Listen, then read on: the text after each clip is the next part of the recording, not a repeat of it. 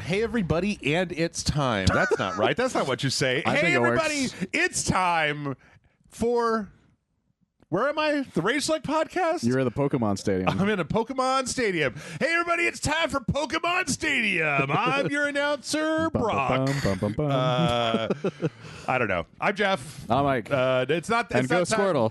It's not time for Pokemon Stadium. It's time for the RageSelect podcast. But we're gonna have some Pokemon. We are. We're gonna have some Pokemon on the RageSelect podcast. Squirtle's the best. The weirdest. There was the one of the weirdest quote unquote game announcements I've ever seen in my life. But we'll get to that. Yes, we'll get to that part. Yes.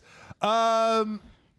So it's the RageSelect podcast, and we got a whole lot to talk about. Actually, we don't have as much to talk about as we normally do. Yeah, but we talk a lot, so it's true. It's very true. We might end up just as you, the viewer, knows, or listener, one of the two. I really was contemplating whether I should talk about whether we're gonna I don't know, maybe we'll get to have some questions this week. I think Amanda though figured out the secret formula to getting to questions. What's that? Is that unless you have a really strong reaction to a news story, Amanda just is like, huh, and then we just go to the next one.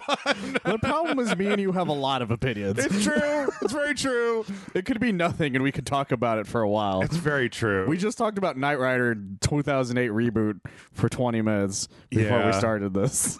Man, I remember I really liked Knight Rider when I was a kid. I loved it too. I had this the toy for it was like this giant kit. I had this it's like this 3 foot. No, it was like 2 feet long. Maybe I'm just thinking because maybe I was a little baby. Maybe it was like 18 inches, and I'm just thinking that it was huge. But I remember being like the Michael Knight action figure was like really big, and you had that crazy kit. Who decided that tan leather interior, like light tan, was like a good? I think it made it easier to film him in the inside of it because he was also wearing a black leather jacket. Yeah, so it probably would have meshed too much. Dark hair. What was his? Wait, hold on. It was. I'm just having flashbacks to Knight Rider now. He had the evil alter ego, right? That was him with like a beard. Was that him? Yeah, that was him. Michael Knight's evil alter ego. I don't remember what his name was. Was that the one that drove Goliath, the truck? That sounds right. Because he didn't drive. He didn't drive Carr. Because Carr was the evil Kit. Yes, voiced by Peter Cullen. Yes, Michael Knight, evil. Because he was one of those goatee evil characters. Yes, there he is. Garth. His name was Garth. Garth Knight. I had I used to work for this guy that was like such a Knight Rider fiend. He used to talk about it all the time, and I just didn't care. And I was just like, I don't care, old man. Google calls me Michael Knight, by the way, guys. But that's the name I have to call me. Garth. Look at him.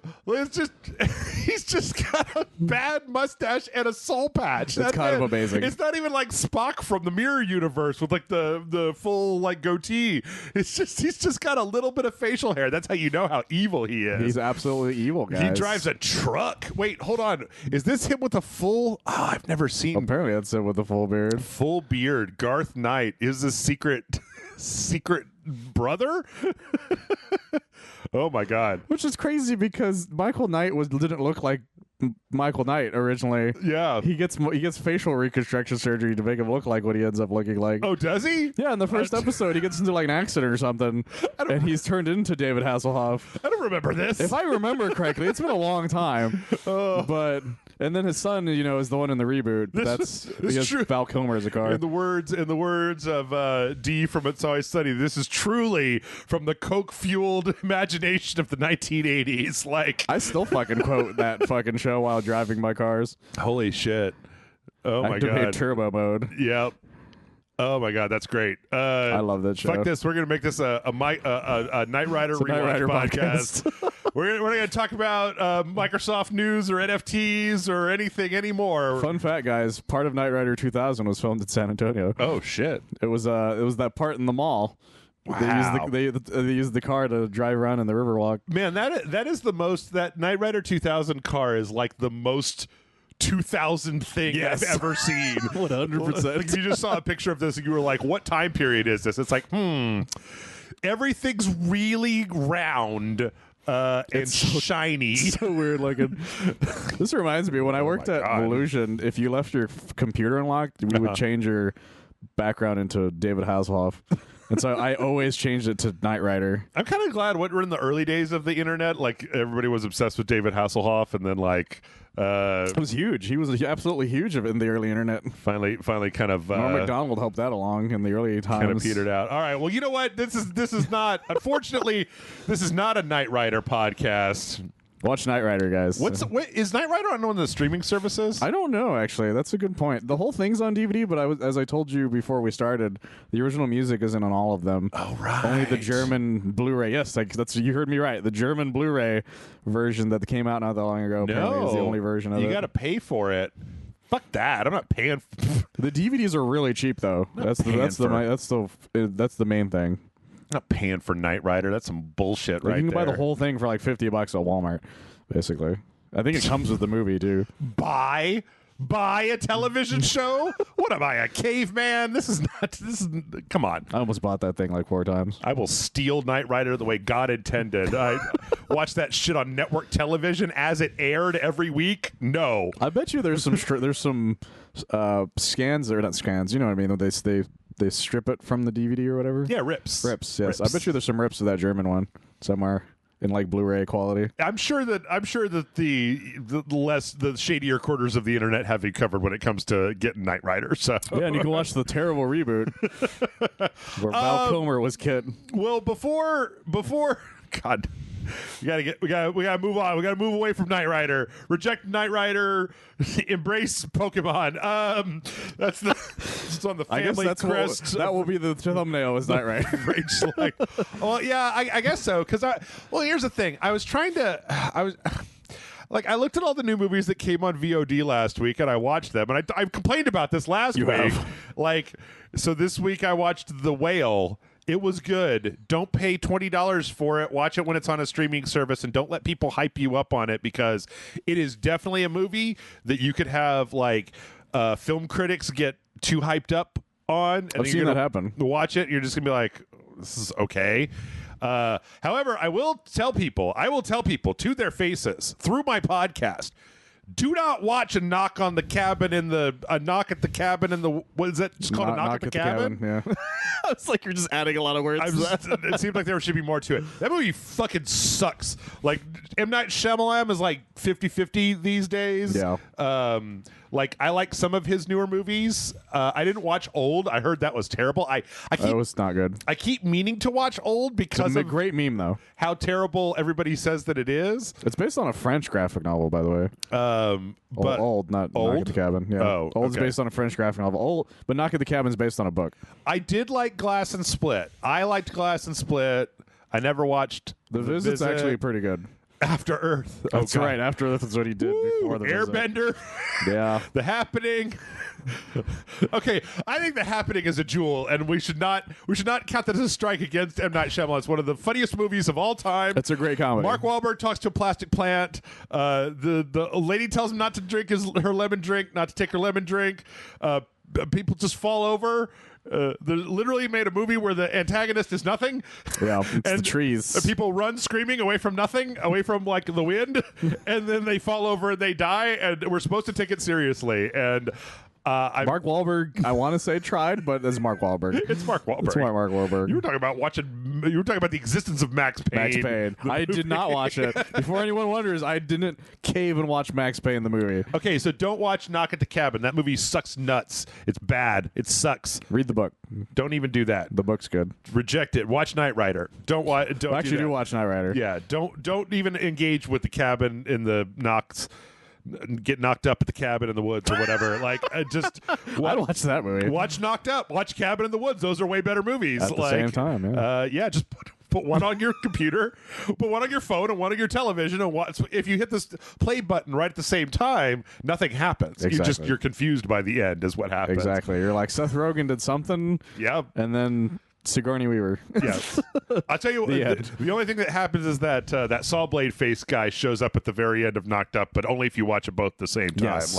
It's very weird. And they're both Jason Segel, and we just didn't notice the whole time. That's right. Michael, what about you? Did you see anything good this week? The Mandalorian Season 3 started yesterday. Okay. I think. Today's the 2nd, right? Yes. Yes, so it did as start we're recording, yesterday. yeah. Yes. So I watched that one yesterday. And to me, it's official that The Mandalorian is the only one of the Star Wars shows that understands to balance the silly and the serious. Okay. Because the Book of Boba Fett was too silly, because especially when you got to Robert Rodriguez and his space mopeds. And then Andor is a really serious show. And I'm not saying Andor is a bad show. I'm just saying it's the super greedy Star Wars show everybody has been clamoring for a long time. But it's not something you could show a 10-year-old because they won't understand the implications of rebellion in a tyrannical world. Whereas The Mandalorian has a lot of fun moments in it, but it's also fairly serious at the same time. Okay. It's like, I'm not going to say the episode was perfect because there's a lot of moments that I'm like, that doesn't make any sense. That doesn't make any sense. If this happened, why did this happen? That's why people always wonder why I watch all this shit when I'm wasted. And it's like, yeah, because I can watch... just pick some stupid movie that I've watched that I like. I can watch the latest Transformers movie when I'm wasted, and I'm just like, "Woo, go Optimus Prime!" Like, it's kind of like that. It's still a fun time, and I really liked it a lot. Yeah, and I can't wait for how the rest of the show goes. And like the only criticism I see people being like, it's more of the same. I'm like, I have no issues with that whatsoever. So the problem that I kept having is that, and I don't know if you can speak to this because it's been literally one episode. So like this is one of the thing that the internet does. You can't tell me what the season's gonna be like after one episode. Yeah. Is that season 2 to me spent way too much time with other shit. Like setting up other shit. I can see that. Like Ahsoka was in there, and what fucking Starbuck Mandalorian was in there. The red-haired lady that's the other Mandalorian. Oh, Bo-Katan. Yeah. I was like, I forgot that's what who she was. Right. And then Luke Skywalker showed up at the end, and there was like the whole Boba Fett's getting his groove back thing. Yeah. It was just like half that season to me felt like it was setting up for spin-off shows as opposed to like actually doing the Mandalorian stuff. Well, my favorite thing is that it has to ride away Cara Dune as fast as it can, because you're like, what happened to Cara Dune? And it's like, she got promoted and you're never going to see her again. Yeah, she's in special forces now. Don't worry about it. Yeah, don't worry about it. She's probably going to die. Who knows? No one knows. Don't worry about that. And so, because the end of the season 2, I think they're like, she's going to be here forever and be our sheriff person. And they're like, yeah, the second she got another offer, she's like, peace, bitches, and she left, which I guess is technically kind of what happened. Yeah, but and so I thought that was really funny. But you know what? Okay, listen, it does build off of stuff that happened in season 1. I'm gonna tiptoe my way through this particular minefield. I'm gonna do it with grace and aplomb. Okay, unlike Cara Dune. I'm gonna do it with grace and aplomb. All right, you ready? Sure. Good. Gina Carano is a shit actress. She's an MMA fighter. She is not a professional actress. She was acceptable as the beefy lady with a gun who spouted one-liners, but it would be like, oh no, they took Arnold Schwarzenegger off the West Wing, and I'd be like, oh no, who will carry the show now that the beef head is gone from the show? Like, first of all, I would totally watch the West Wing if Arnold Schwarzenegger was a leading character. More Bill Burr. More Bill Burr.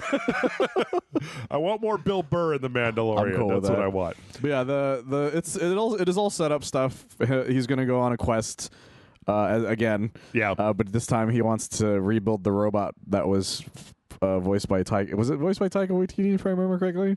The IG from the first season robot? Yeah, the from IG. From the first episode that got blasted? Yeah, he wants to because remember... Don't tell me to do it. Well, remember in the first season, he becomes a nice robot and then explodes at the end. Yes. Well, he wants to rebuild him for some reason. Okay, well, don't tell me more. That's just it. Like, that's really the only thing I could say. Don't tell me more. Other than that, it sets up maybe other characters that may show up eventually.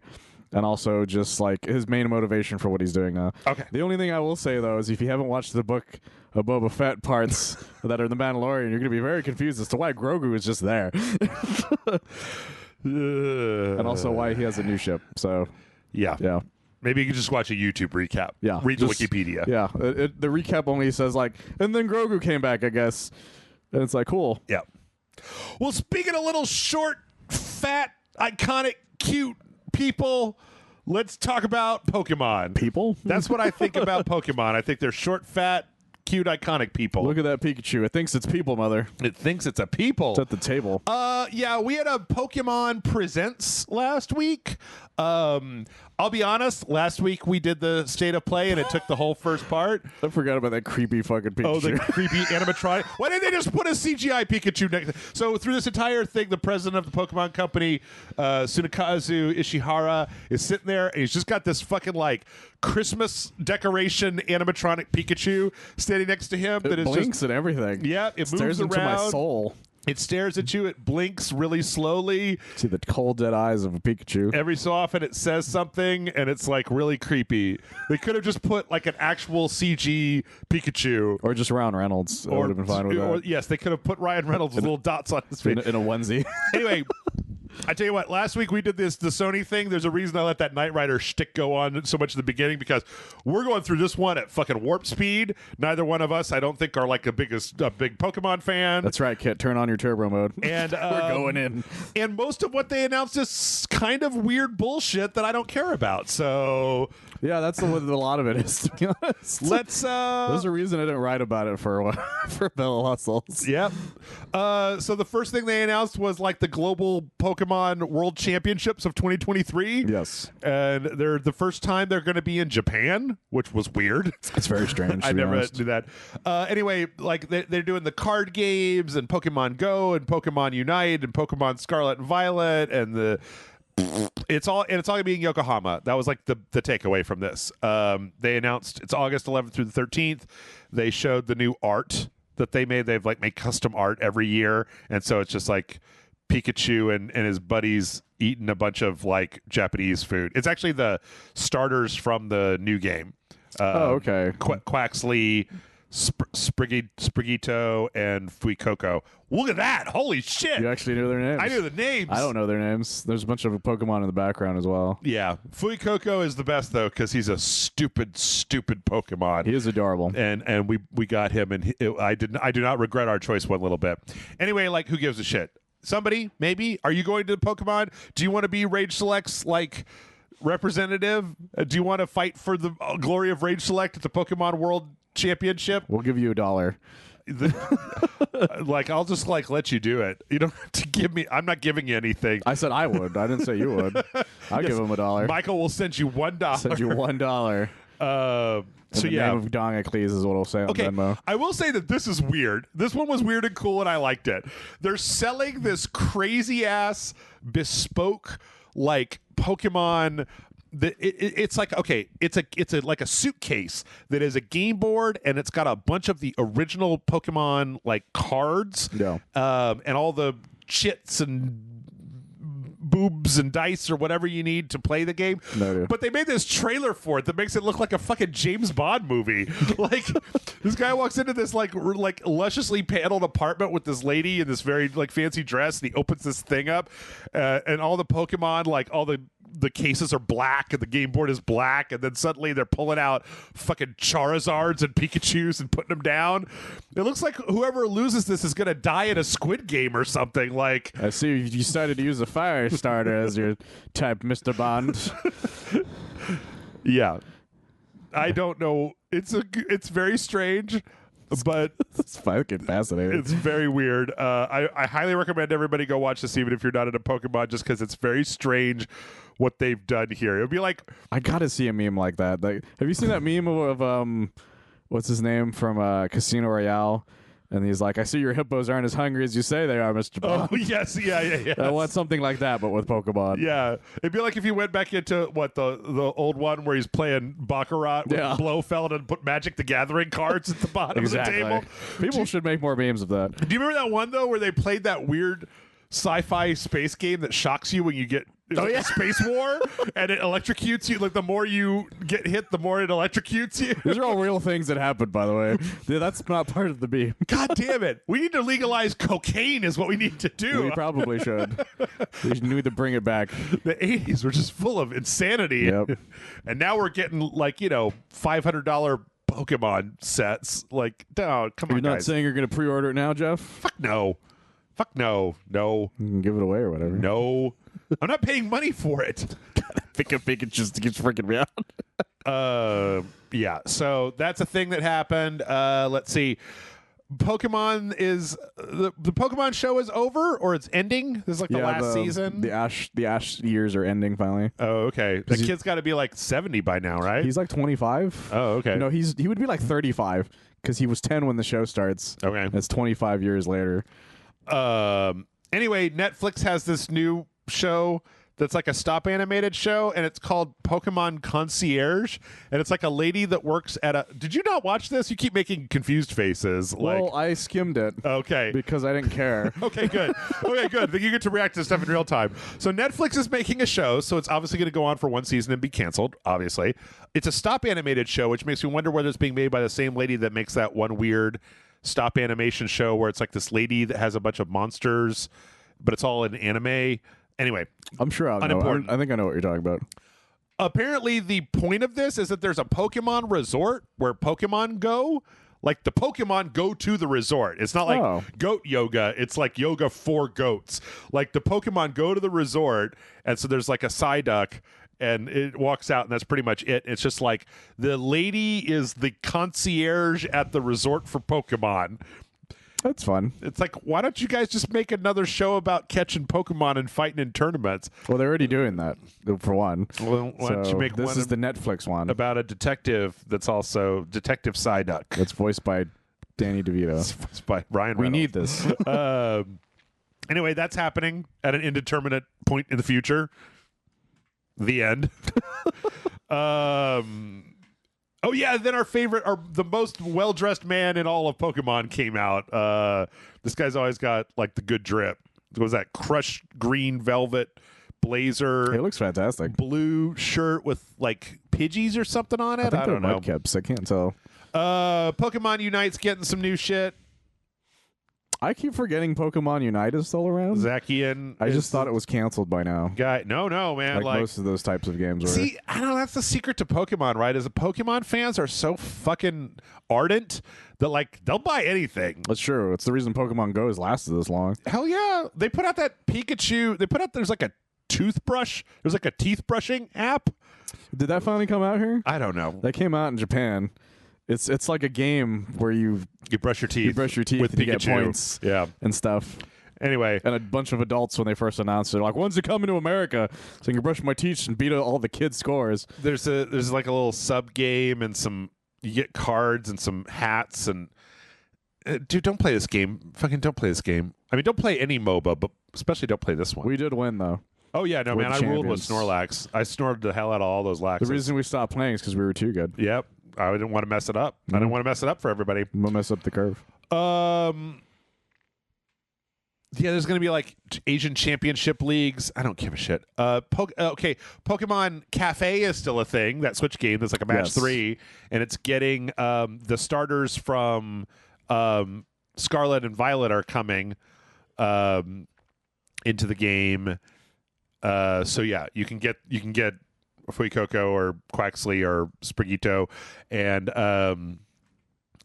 yeah. Also, there's like some kind of you get a Greninja chef that'll come and be on your. I don't care. I don't care. It's just one of those games that's like people love that shit because of how calming it is. I guess. I suppose. Anyway, that Cafe remix is getting an update.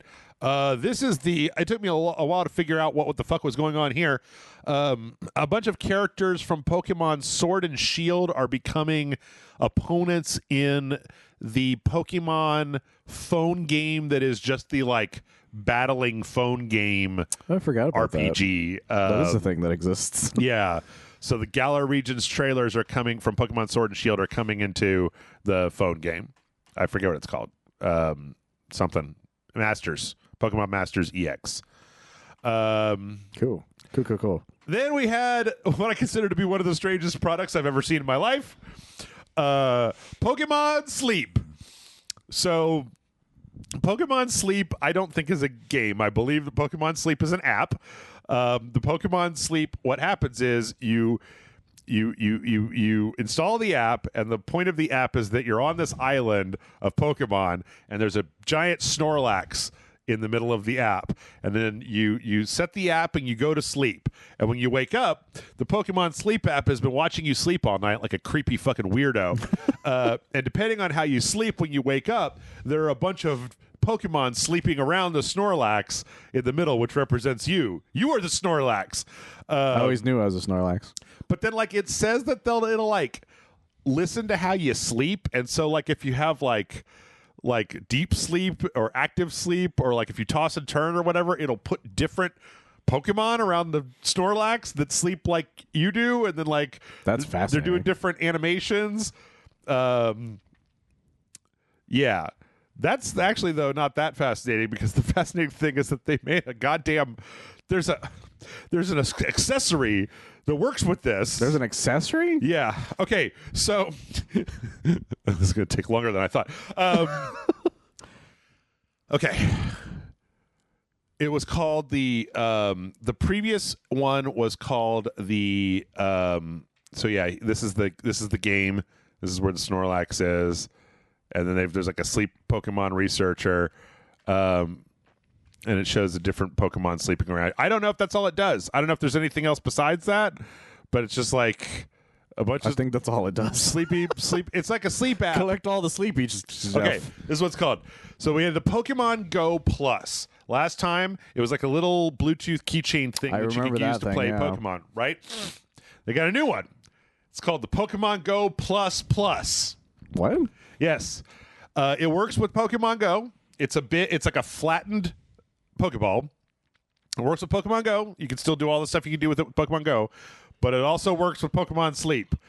And if your phone is charging on the other side of the room, you can push the button and leave this thing next to you to go to sleep.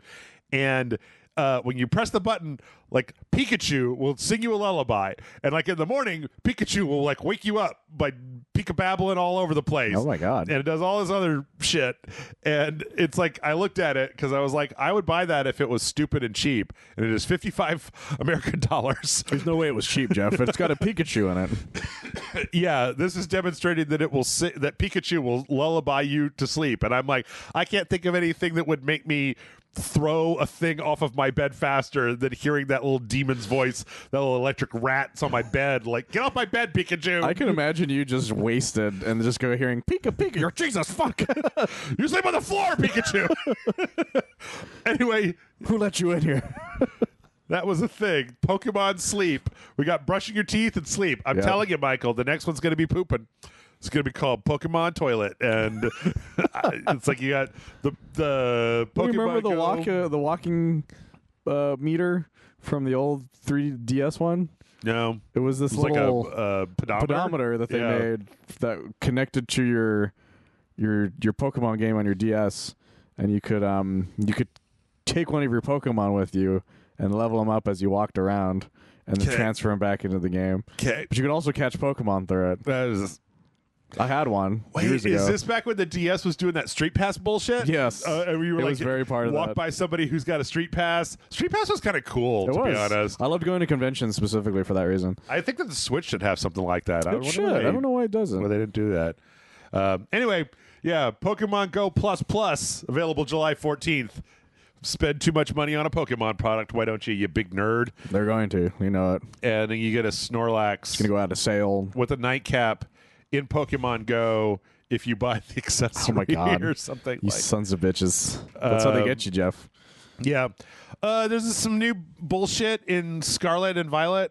There's like Walking Wake and Iron Leaves, which are some really Cthulhu There's some sort of park there. New Pokemons. Motherfuckers, yeah.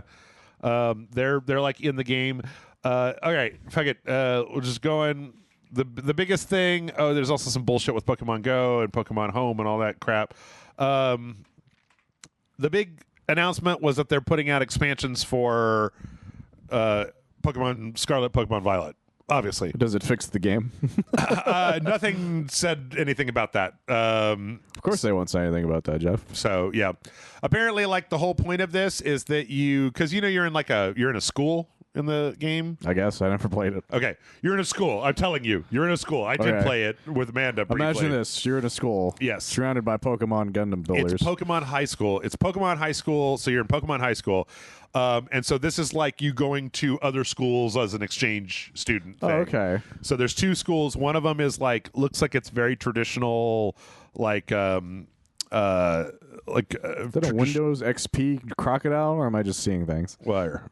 That crocodile's the Why is he Windows XP? Because he's got the Windows colors in his snout. That's not Windows XP. Well, from here, I can't really tell. Also, I'm partially colorblind. Everyone knows this. Okay, good. I'm like, out of all the things on this screen, I think this is the least Windows XP. Remember, we couldn't fucking play orange. We couldn't play Puzzle Fighter because I couldn't fucking tell what was going on. Oh yeah, that's true. So anyway, yeah, there's going to be 2 DLCs. One of them comes out. One of them comes out in the fall. One of them comes out in the winter. Oh, okay. So they're a ways away. They're going to be these 2 different schools. One of them is this very like traditional Japanese kind of looking school, and then one of them is like this very futuristic, like aquatic school full of crazies. And the whole thing is called The Hidden Treasure of Area Zero, and then the 2 individual ones are called the Teal Mask, and then the second one is called the Indigo Disc. And so, yeah, fall of 2023, winter of 2023, big expansions. And then, like, if you pre-order them, you get, like, some outfits that your characters can wear. That's fun. So I guess I stopped caring about Pokemon a while ago. This is a shame. I really wish I knew the answer to that question about whether they fixed it or not, because I actually had some passing interest in maybe checking out the new Pokemon game, but it just ran like dick. Yeah. Like it looked bad, it sounded bad, it played bad. I was not into it, especially when you consider that like I played Metroid Prime Remake, ran like a dream, ran like butter. I played Amanda and I played that Kirby game this week, that remake of that Kirby game. Oh, okay. Came out last week. That shit ran like beautifully, like no problem. So if you couldn't have made the game run properly, you shouldn't have made it. You shouldn't have put out a game that ran at like 18 frames per second a lot of the times, and it was broken. Like every time we saw stuff on that, it's like, this game looks fucking horrendous. But I don't know. Maybe they fixed it, and I just don't know. But anyway, that was a Pokemon thing. There was no special. There wasn't anything else thing. there. One more thing. I tell you what. One of the stories was that they did put out a thing saying that, okay, so one of the big things was that the last Pokemon game took place in the Paldea region, which was like Spain. Which was really funny because there were like all these white people saying very kind of Latino stuff, but that happens a lot. Anyway, one of the big things was that a lot of Pokemon were not included in the last game because it took place in a new area. They were like, oh, this is a new area. So part of this DLC is that they're going to be adding 250 additional Pokemon from the previous games into those DLCs, because you'll be going to regions that do have those Pokemon. Yeah. So, well, that's interesting. Yeah. So yeah, if you're missing a Pokemon, I'm not going to go over it because I wouldn't be able to tell you. Squirtle Squad. I know like 3 Pokemon, 4. I also know Pikachu. But yeah, so yeah, I mean that was Pokemon. I'm sure that there's maybe some stuff in there for. I don't know. The weird thing about Pokemon is it's like a really distributed portfolio, right? There's like the card games and the video games and the MOBAs and the phone games, and it's like, even if I cared about Pokemon, I would only care about one of those things, which was the Switch game. Yeah, it's because just the mainline games is the only thing I even care about. When I was growing up, I used to care about some of that stuff, but it became very obvious that I was too poor to care about all those things. Right. Yeah, I don't want to play card games. I want to play MOBAs. I don't want to play phone games. The sleep app is kind of interesting. It's an interesting idea that I would have loved when I was like 5. Yeah, but as an adult, no. I mean, I'm not a Disney adult for Pokemon. Maybe that's what they're doing is right between the toothbrushing app and the sleep app. They're just trying to gamify the things that parents can't get their children to do. So they're like, if you don't go to bed, Pikachu won't sing goodnight to you. The kids are like, oh, I love fucking Pikachu. Like, wait, Pikachu wants you to brush your teeth first. Like, I love Pikachu. Fucking do that shit. Gain the points and be the Pokemon master. I would buy. Now we're gonna bomb Hawaii. I would buy the new Pokemon. That's a reference. If anybody remembers that. No, I would buy the new Pokemon in a minute if I could get Ego Raptor to redub all the voices. Oh, 100%. So, you didn't have. I'm going to do an attack. You fucking prick. Anyway, all right. In other Nintendo news, hey, are you excited about that Super Mario Brothers movie? Hell yeah. Who's excited about Super Mario Brothers movie? So I'm legit excited about it. You know how movies come out on Fridays. And this one was originally going to come out on Friday, April the 7th. And they were like, no, it's not. It's going to come out on Wednesday the 5th. Yep. And so I think it's because it was doing really well for the places it's released at so far. Has it already been released other places? I heard it was released in one other place prior to this. And I want to say it was China. Okay. Is what I want to say. Don't release it in China first. I'd be able to watch that shit on the internet tomorrow. Like, but either way, like word of mouth of it apparently is doing pretty good. Okay. So they're very excited. What I find really weird about this that I didn't know because I don't care and I don't pay attention to anything is that it's coming out in world markets on April 7th and coming to Japan on April 28th. Yeah, which is fucking strange. Like, absolutely fucking bonkers to me. Like, what? Yeah. Say what now? It's because it's so American, Jeff. I guess so. No. They're Italian plumbers. Hey. Yeah. Boopity boppity. Bippity boppity boopity. It's always sunny in Luigi's house. Yep. I don't know. I always thought that movie looked fine. And it looks fun. That's the thing. It's a movie that obviously everyone who's made it like really loves the property. Yeah. Because there's a lot of shit just happening in the backgrounds. And it's one of those types of movies that I know I'm going to watch like purely for its background stuff one day. Yeah. Also, I haven't watched any of the quote-unquote good video game movies that have come out over the last 5 years because I don't care about Pokemon. I don't care about Sonic. Actually, I actively dislike Sonic the Hedgehog. Actively dislike Sonic the Hedgehog. But the Mario Brothers, I've got no problem with the Mario Brothers, so I'll go watch this one. Yeah, I'm actually legitimately excited. Yep. All right. Enough of this bullshit. I know what you guys are fucking here for. Pokemon announces a bunch of stuff. Nintendo announces Mario Brothers. There's gonna be some Elden Ring DLC. It's finally confirmed. Yes. Yes. I mean, like, and that's kind of mostly what I can say. There's not a lot. Well, that's the thing. They just put out a tweet like the middle of the day on a Tuesday. It was like the middle of the night, and it was an image, and it's like, here's the name of it, and that's it. And I'm like, well, how do I can't make 500 words out of that. If I'm not mistaken, this is a name we already knew from that Bandai Namco leak that happened last year, right? I think so, but I think this is them officially saying it. Yep. Shadow of the Erd Tree. And we got a promotional image that's got a lot of stuff for them lorsters. My favorite gag about it was that people were like, I'm excited for this trilogy of Shadows of Mordor. Oh, yeah.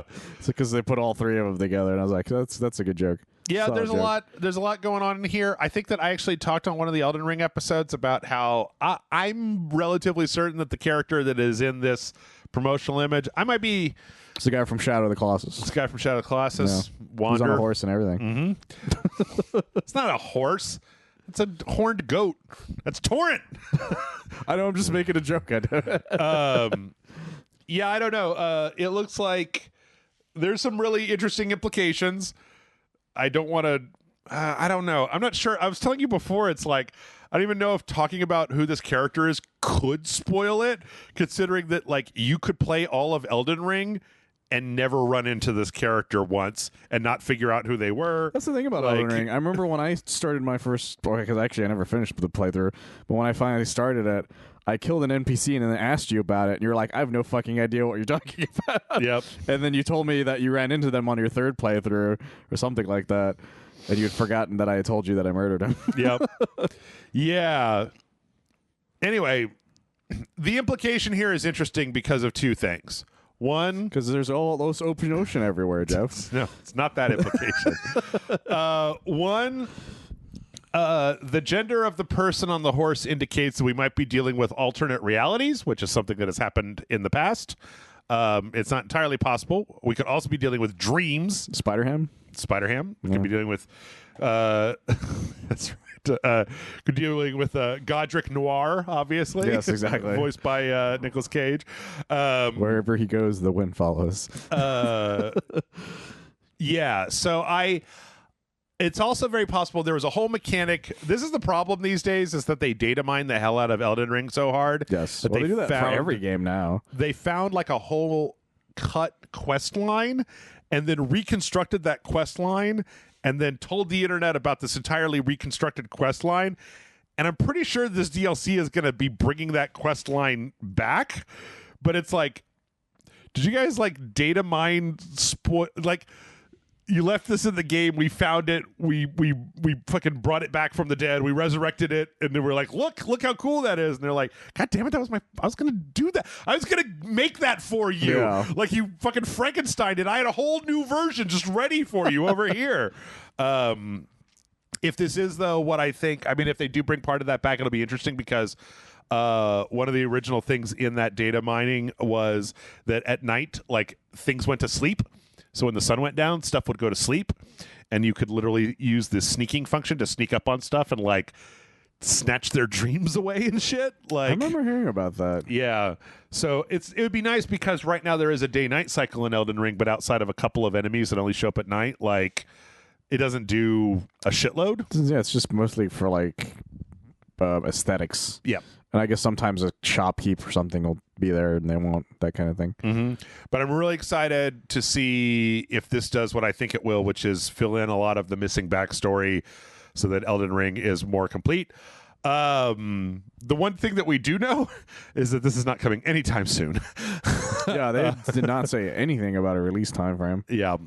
So it is basically going to be question mark. The thing that I'm always kind of confused about, though, Michael, right, is that like I don't know if everybody just forgot or what, but like game's supposed to have ray tracing. Yeah, that's right. I'm still waiting for that update.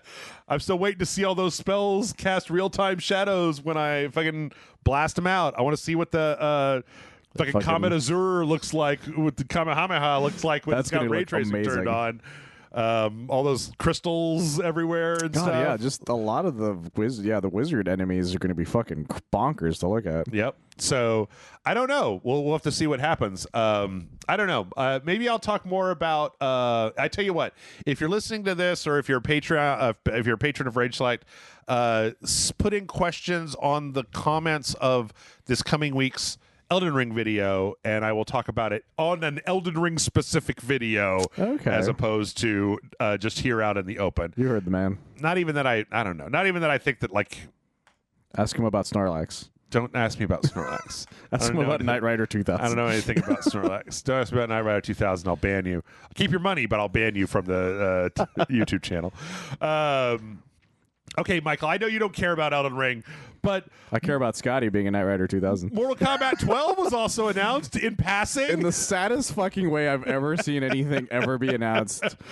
Yeah. So this was on like an earnings call or something? Yeah, it was like an investors call where the CEO was like talking to some people. Yeah, David Zaslav. And he was like in passing started talking about games. Yeah. It's like, Suicide Squad to Kill the Justice League is coming out.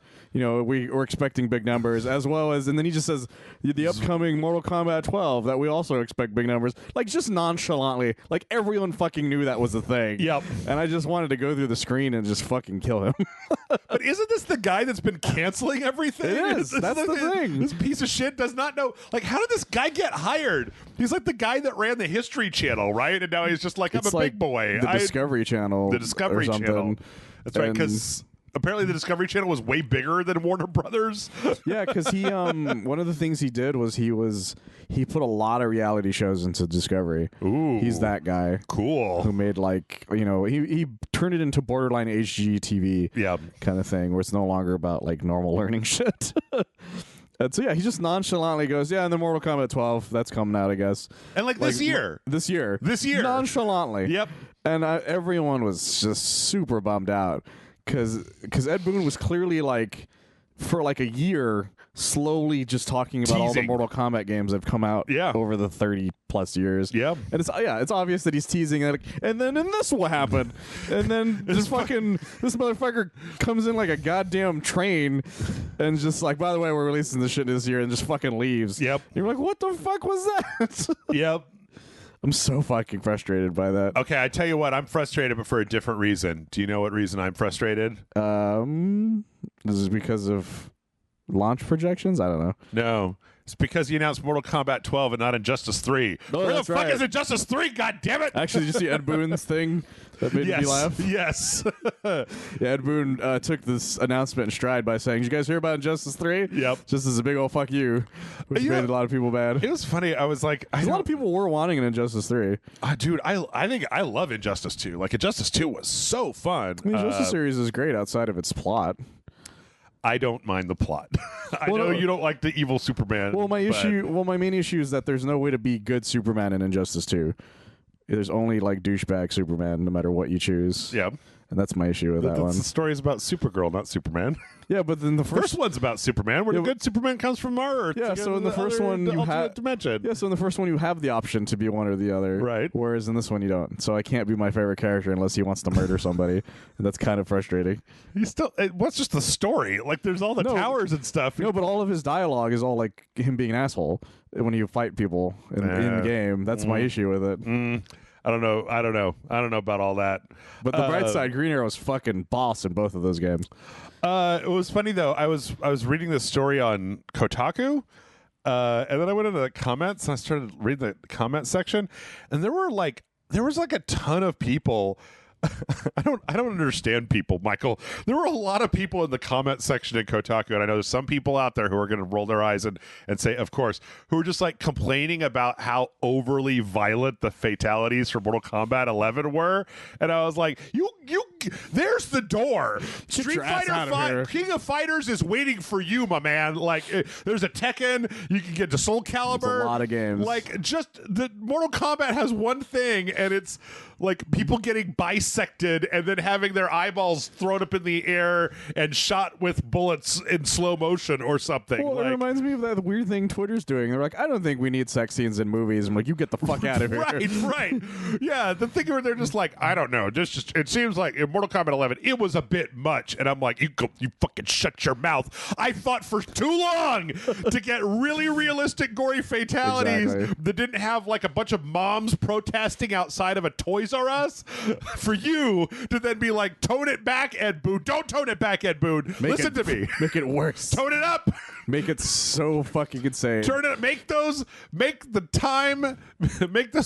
fatalities like 8 minutes long. Bring back the ball exploding X-ray moves. I want one of the fatalities to just be the last 20 minutes of cabin fever.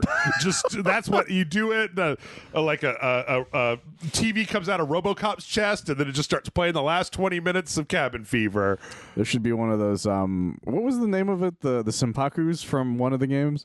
I think that was the name of it. The one where you kill yourself. There should be that, but it's like just the movie 127 hours.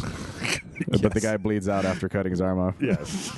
Yes. Yeah. I was just make it as fucking horrendous as you can. Okay, so we got that. I got one more question for you before we move on from the story. What's up? We've seen Mortal Kombat 11 is able to do crossovers that we wouldn't think were even possible. They've been doing that for a while now. Yep. What movie/television show characters would you like to see in Mortal Kombat 12 as DLC? I want them to bring back Kratos.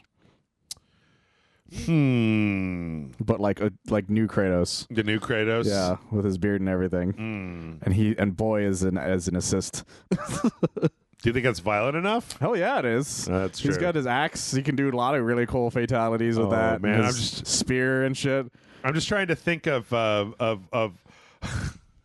I'm trying to imagine him doing Walter White, doing what he does to the werewolves in God of War. Yes, exactly. Somebody from Mortal Kombat. But that's exactly what he should do. Just grabbing Melina's fucking Baraka jaw and just ripping it straight off. But the other thing is that they bring in a lot of WB stuff as the other because they're very much owned by WB. Yeah. So just bring in Tony Soprano. Bring in Tony Soprano. Stripe from the Gremlin. Everybody from Multiverses. Multiverses. Yeah. I want to murder. I want to rip off Steven Universe's head. The Wicked Witch. Just bring in Godzilla. Fuck it. Yeah. I want to see that shit. Game of Thrones. King Kong. Nobody cares about. I'm so fascinated at how nobody gives a shit about Game of Thrones anymore. Well, everyone likes Hot D now. Like even after the new one, nobody cares. Like, well, they did for like a little bit, and then they lost interest again real fast. Yep. But they're filming the new season for that right now, apparently. But everyone calls it Hot D, which cracks me the fuck up every time. The House of the Dragon? Yeah.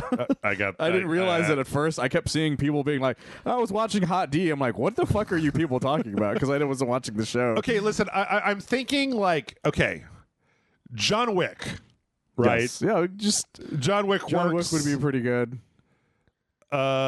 Anybody from Fast and Furious? Bring Jean-Claude Van Damme from Bloodsport. Could they bring it full circle? Could they bring in fucking Dominic Toretto? Like, could they? And then I could see him totally, but I could see Vin Diesel asking for Riddick to be in the game though, because he loves Riddick with the passion. Richard Dick Riddick. Yeah, Dick Riddick in there. Dick butt Riddick. What about just? Maybe they should. Well, you remember how they just bring in just Dwayne the Rock Johnson? He's not even a character. It's just the Rock. Yes. I remember the rumors for Ash. The Rock. It's just Dwayne Johnson. Yeah, I remember the rumors for Ash supposed to being in 11 for a long time. Maybe they could finally pull that off, because Spawn was a rumor for a long time until eventually he showed up in 11. Yeah. Okay. Let's just see. have Spawn in all of it. Don't do that. Spawn all the time. Spawn sucks. Just bring in Todd McFarlane as a character. That'd be funny as shit. I read so much Spawn waiting for something to happen, and nothing ever fucking happened. Nothing ever does. You know what? But I'm fully on board. Never put Spawn in. Only Violator. Only John Leguizamo's the Violator. Like, only that. I'm cool with that, actually. I can sign that. Everybody should go look up what the Violator looks like in the comics. Looks stupid. And you know what? Stupid. It fucked me up as an artist, because I thought that Todd McFarlane was the shit. And so I started copying that spindly armed Violator-like thing in my own designs, and then made everything look stupid until I grew out of it. And I'm like, fuck you, Todd McFarlane. You did this. You did this to me. You did this to me. No, sell me an action figure. Speaking of upcoming games, this is a very strange announcement. IO Interactive this week announced that they are making a new game. But, like, it's a fantasy RPG. That's fucking weird. Like, I have a feeling that maybe, like, as they're developing the James Bond game. Oh yeah, that's right. They are doing that they had some people, they had some staff that were working on freelancer mode, and now that freelancer is like finally all the way out, I think maybe a skeleton crew to do some bug fixes or whatever. But like the rest of that team maybe went over to do this. But yeah, it looks like it's going to be some kind of like online RPG, like swords and sorcery kind of thing. The closest they've ever gotten to this was Mini Ninjas. Yeah, they're known for what? Kane and Lynch? Kane and Lynch. And of course Hitman. Freedom Fighters. That's Mini right, Ninjas. They did do Freedom Fighters. Yep. That's a fantasy, technically. True. But yeah, it's a very nebulous announcement. Like, it doesn't have any real details.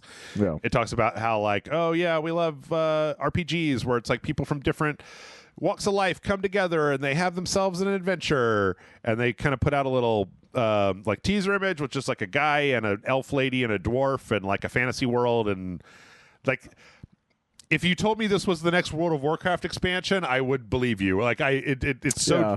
I can't tell anything from this. If this was being made by Blizzard or any of the other guys who make a lot of those fantasy games, if this was a Bethesda thing, I probably would have believed you. Sure. Or BioWare, they also do that sort of thing. But you know what I really want is I don't want this to be a new game, Michael. I just want this to be DLC for Hitman. Yeah, I was about to say, maybe it's just Hitman in a fantasy world. Maybe this is just the Ren Fair, and like Hitman's newest assignment is like, good evening, 47. Maybe 47 gets isekai'd. Your target works as a blacksmith at the Renaissance Festival. They're on high alert because it's a 2-for-1 turkey leg weekend. They're all like that one from South Park where they can't be out of character. Oh yeah. So even when you kill a guy, what is that fancy weapon that you're holding that I've never seen before? Yeah. But yeah, I think this is interesting. I think that IOI has really come into their own during the world of assassination stuff. Like, Freedom Fighters was pretty decent. Keenan Lynch 2 was okay. I liked the first one decently, but it's because I played it with my brother at the time. Keenan Lynch 2 was very short. It was super short. So that was like cool. Yeah. Like, you could just finish it. Hitman, and then Hitman, right?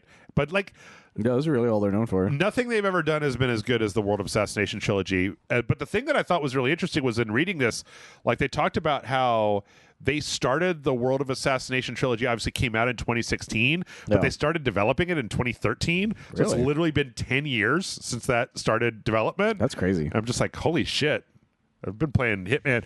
It still just seems like a brand new thing that came out because I keep refreshing it, right? Yeah, and you keep playing it. Yeah. But I always forget it was that long ago when it came out. Yeah. Yep. That's happened to me a lot lately where I'll see something like that just came out. They're like, that was 10 years ago. I'm like, oh, Jesus. Time makes fools of us all. Oh, that fucking Knight Rider reboot feels like it wasn't that long ago. Yep. Michael, we're going to do something a little different this week. What's that? We got about 5 minutes until we would normally take a break. We're going to go ahead and take a break now because our next set of stories are all about Final Fantasy 16, and there's a lot to talk about. God, there's a lot that they've come out with, man. Jesus Christ. Yep. I had to shorten it because I was like, I'm not talking about all this. Yep. There's a lot to talk about, and I'd rather not start and have to stop halfway through, and I'd rather not start and then have to take a break in 30 minutes. So No, I get it, yeah. we're going to go ahead and take a break now. When we come back, we're going to talk about Final Fantasy 16. And hey, spoiler alert, I don't actually hate everything that I'm seeing. I don't either, to be honest. Say what? Which is a crazy thing to say. What? You'll find out in a minute.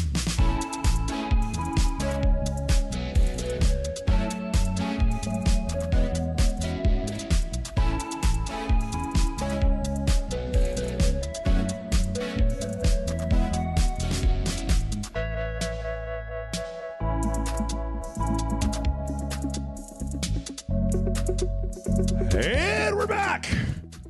All right, Michael, it's time. It's time to talk about Final Fantasy 16. Yes. There was a big event that happened last week in New York, and I think also in Tokyo, where a bunch of journalists got to take a look at Final Fantasy 16. There's a lot of kind of stuff in here, but I think that one of the big things that I took away from this, well, first off, there's going to be a bunch of like video stuff because a lot of YouTubers got like B-roll of kind of a lot of gameplay, yeah. A lot of the gameplay. You know, some stuff that looks like, I don't know. I was looking at some of the gameplay. Okay. Let me say something good before I start being a Jeff about this. Okay. So one of the things that came from one of these interviews was the fact that the action in the game is being developed by like an ex-Capcom employee that was one of the guys that was the action director on Devil May Cry 5, and he was a director on some of the other stuff. And so like in some ways that makes me a lot more hopeful, because one of the problems that I have with what I've seen of Final Fantasy 16 is I don't like real-time Square games because they aren't good at it. No, they're not super good at it. Final Fantasy 7 was a slog because of it. Like, I've never really enjoyed any of their real-time battle systems, but like having somebody that actually knows how to make a battle system, that seems like it could be much better. Now, I've watched some of this footage that came out. Oh, also, it's worth noting that there's another part of this where they talked to the director and they asked him, like, why are you doing a real-time battle system? And this was kind of an interesting thing where he basically said, and I don't have any like, I don't have like a refutation or anything for this, where he's like, well, we talked to like gamers, and the thing is that young gamers have this impression of Final Fantasy that it's like this slow turn-based RPG, and that's not what they're not into that. Like, they want action games. Like, they don't want tactical turn-based games. They want action games. And so part of the reason to keep this moving in a real-time action direction is to basically try to get, and also it's one of the reasons why it is darker. There is profanity. Like, it's got a lot more violence to it, is because they're going as M-rated as they can. Right, is because they're trying to they feel comfortable doing. Get a bunch of teenage edgelords to care about Final Fantasy. Yes. I don't know if that's going to work. I mean, maybe. I don't think it's going to work because teenage edgelords weren't going to play Final Fantasy 16 to begin with. Right. Like, they may eventually, if YouTubers convince them to do it. Yeah. Because they listen to YouTubers and Twitch people. Yes. That's who they actually listen to, and some of them might convince them. I'm not sure yet. That's the thing. I don't watch a lot of the new up and coming YouTubers and Twitch people. Sure. I watch a lot of the ones that started when I was the edgelord. demographic kind of thing. Yeah. Which they're still around. I'm not going to, like Matt McMuscles is a good example of that. And I'm sure he will like this. But there's so much that's going on. Like they want a piece of the pie that God of War has been critically getting. Yes. And I get that 100%. The main thing though is that, like, okay, so I've got some of this gameplay on in the background. The main problem that I'm having is that, like, if what you wanted was like something that was a little bit more action oriented, something that was a little bit more God of War style, like the UI for this is so fucking Square Enix. Like all of the UI elements. They can't hide how Final Fantasy this is. Yeah, it all looks like Final Fantasy 13. Like, look at that. The icon to open this door looks like it's to open the door to a toilet in Detroit Become Human or something. Like, it's not medieval. It's all very, like, all the fonts are very, like, slick and futuristic looking. There's 100 UI elements all over the screen. Like, nothing is consolidated. Everything, every person that you hit, it's like there's a shitload of numbers coming out of them, and there's that's the other thing. Yeah, it's the numbers thing. There's bars. There's you know what this looks like is what this looks like is. Remember when they put. Remember they were making fun of what if Elden Ring had Ubisoft UI elements and they put all the UI elements? That's what this looks like. Yeah, I didn't even think about that. So, like, the thing is that I'm excited that they have somebody to come in and make the action look good. The problem is, or do a better job with the action. The problem that I have is that I can't tell whether this looks very much like a lot of the other real-time Final Fantasy games, but I can't tell how it's going to feel until I actually get a chance to play it, right? Yeah, because I was reading an article from, I think it was The Verge, where they were talking, where that person had got to play it, and they were saying that they never got the groove of Final Fantasy 7 or something like Kingdom Hearts, or even Final Fantasy 15. They said that this felt a lot better. Like, it was much more accessible and relied on, like, combo meters and stuff. Yeah. And then there's Yoshida, who's a producer, if I remember correctly. Is he the director? I think I want to say he's a producer, but he was the guy who was trying to convince people that the PC version didn't exist. Oh yeah, right. And he was talking about he's the one that's been talking, has a lot of the quotes that are happening, and one of them involved the words God of War in it. Yeah, he's like, we want it to be dark and gritty because kids don't like, people are trying to distance themselves from Final Fantasy. And the funny thing is, I think the reason people like me and you have been distancing ourselves from Final Fantasy is because they're doing getting this dark and edgy. Because they keep doubling down on the shit we don't want. In fact, to get wider audiences. In fact, I was just thinking about when I saw this, like, I was actually just thinking, like, if you told me, if I told you that this game was Stranger in Paradise 2, like, it would look like that, right? Would. Like, I would not have second guessed that. Yeah. So I don't know. Like, part of me, and the thing would have asked is what Beatles song or whatever is in it. Oh, Frank Sinatra. Frank Sinatra. My Way. Yeah. Like, the thing is that it also looks like, I don't know. It does have a lot of, like, resemblance to Devil May Cry, in my opinion, and that there are a lot. Yeah, it's got the fucking Nero punch thing. A lot more enemies around. Like, God of War and, like, Dark Souls and Elden Ring and stuff like that have fewer enemies than what are on the screen in this. Like, I even think that Stranger in Paradise has fewer enemies on the screen in this, because it's just like fucking particles. It kind of reminds me again, like, I don't know, like. There's just a Devil May Cry type feel. There's especially the look of this part. Yeah, there's some red flags here where I'm like, I don't know, maybe. But then also, like, the other thing, most modern JRPGs, Michael, are like 80 hours. Yeah. Do you want to play an 80-hour version of Devil May Cry? Well, did you hear about the cutscenes thing? Yes. Yeah, I got that as a story. There's 11 hours of cutscenes in the game. Like, Metal Gear Solid 4 is like, whoa, bud. There's like 3 hours of cutscenes. I don't think you need that many cutscenes. Yeah. Well, the thing is that they when they talked about that, they said that basically, like, that one of the complaints that they had about some of the previous games, especially Final Fantasy 15, was there was not enough story and too much just like wandering around, not doing anything. That one was fair based on how that game was. Yeah. So they wanted to have a lot more cutscenes, which the thing is that, I mean, I don't necessarily have a beef with that. I didn't have a beef with the number of cutscenes in MGS4. I didn't either. Beef with the 11 hours of cutscenes. I mean, again, if it's an 80-hour game, tracks, man. Like, you know, you're going to have a lot of story, and if the story is cutscenes, whether the story is cutscenes or just like dialogue boxes coming up at the bottom that you have to hit X to get to the next one, like, I don't know. Part of me, though, I say that, and then part of me wonders, like, you know, when the dialogue boxes come up at the bottom, you can hit X.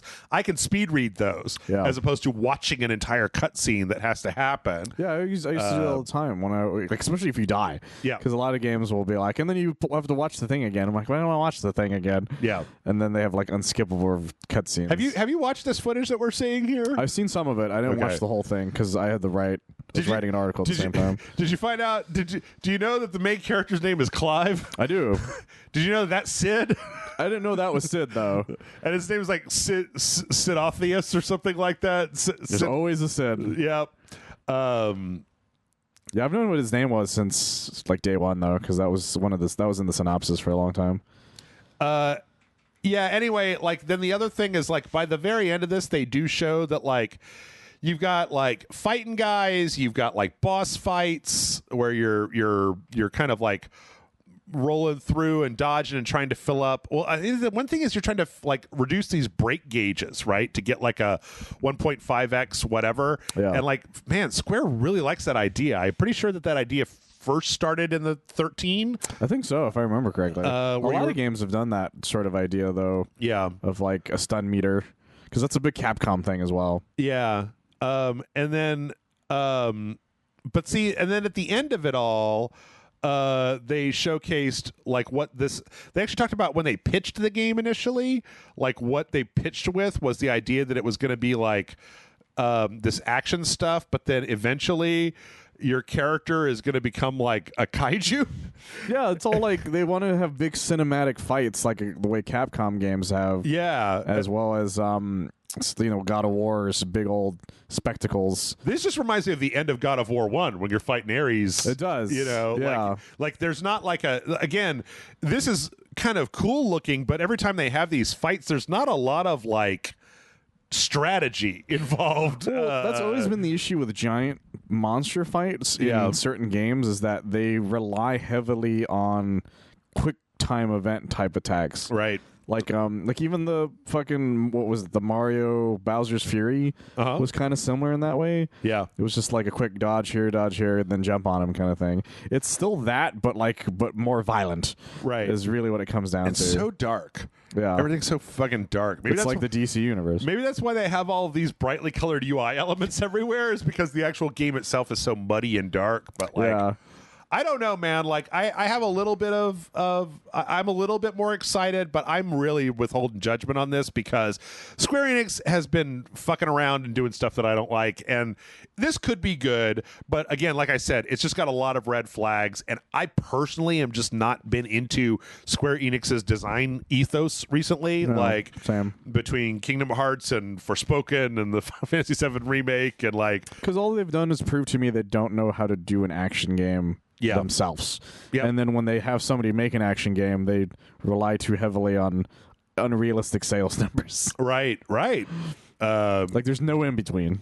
Especially now because, okay, I mean, like, I think this game is probably going to sell pretty good, but I don't think it's going to be like the universal blockbuster smash that they've been chasing for years with Final Fantasy VII. There's no way. In fact, like I feel even if it's a really good game, the best they can hope for right now is for it to sell well in the long run. Right. I don't see it being a short run hit because of the fact that Final Fantasy 16 doesn't look like a Final Fantasy game.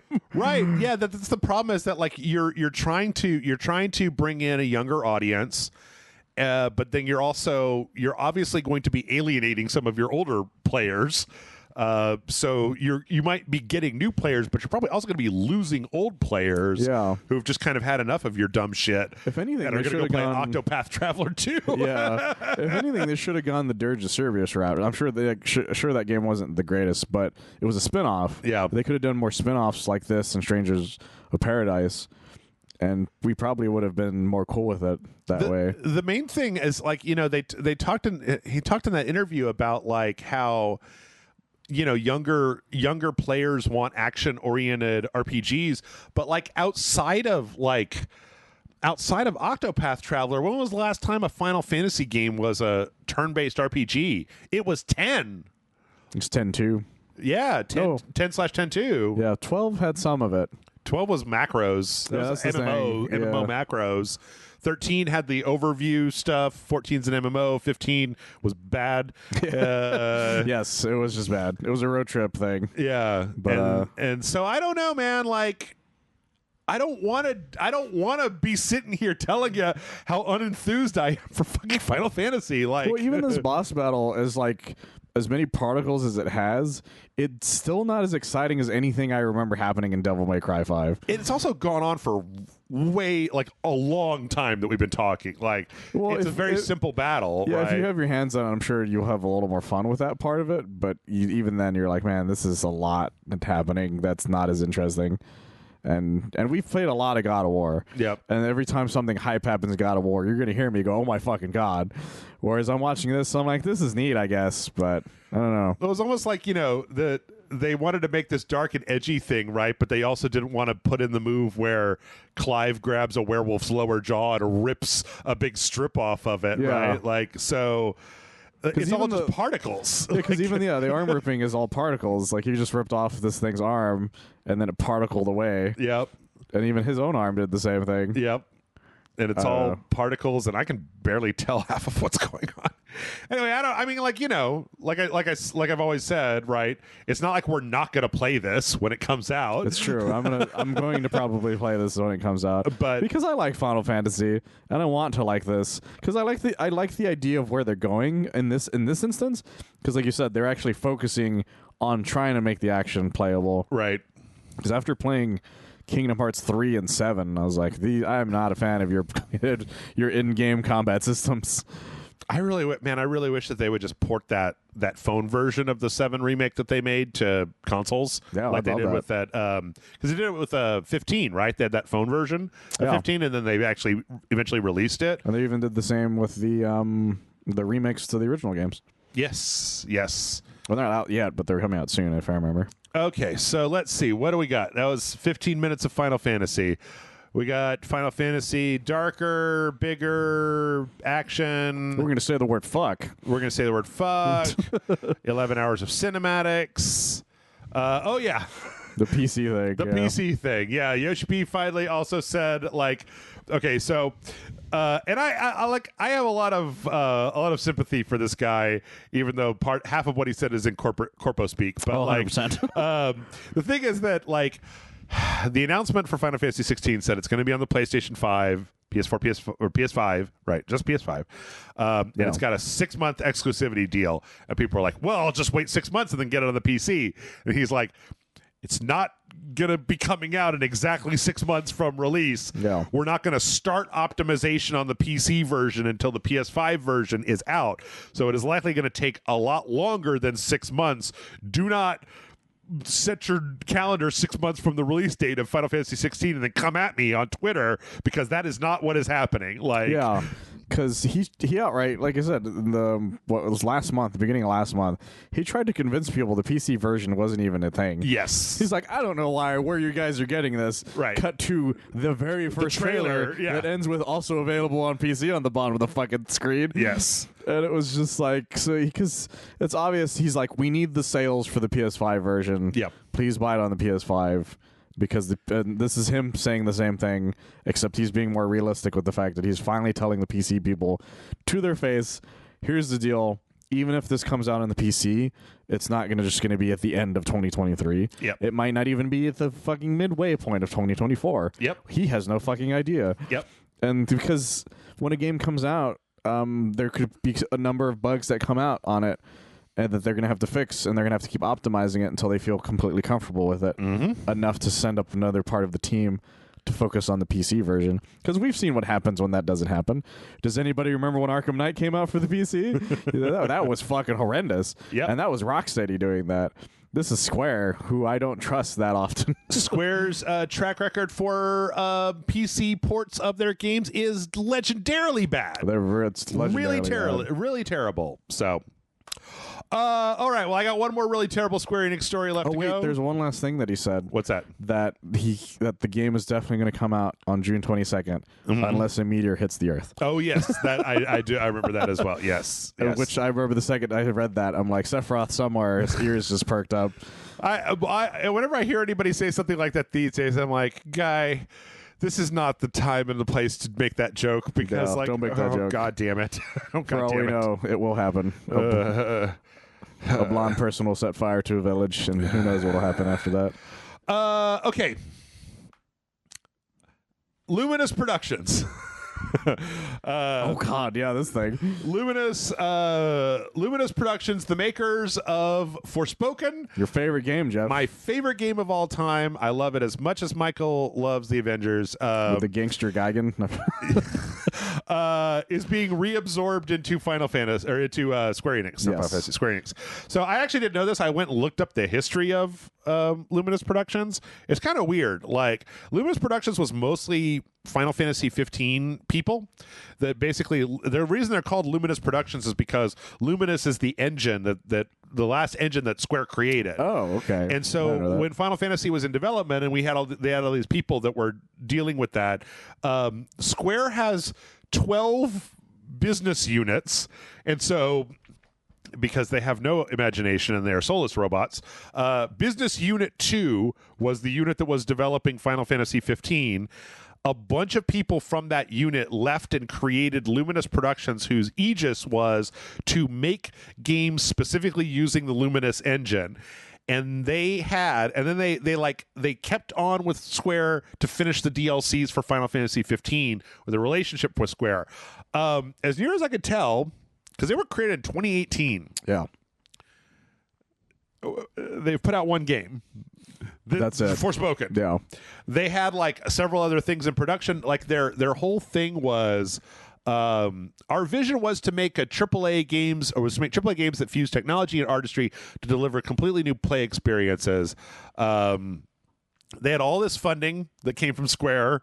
They had all these projects, none of which actually came out. Nope. And the only thing that they managed to put out after 5 years was Forspoken. Yeah. So they're going to continue working on the DLC, the promised DLC, right? Because they obviously sold a collector's edition that promised DLC for Forspoken. But then that organization is getting reabsorbed back into Square Enix. Well, their wording makes it sound like it wasn't a choice either. Yes. Yes.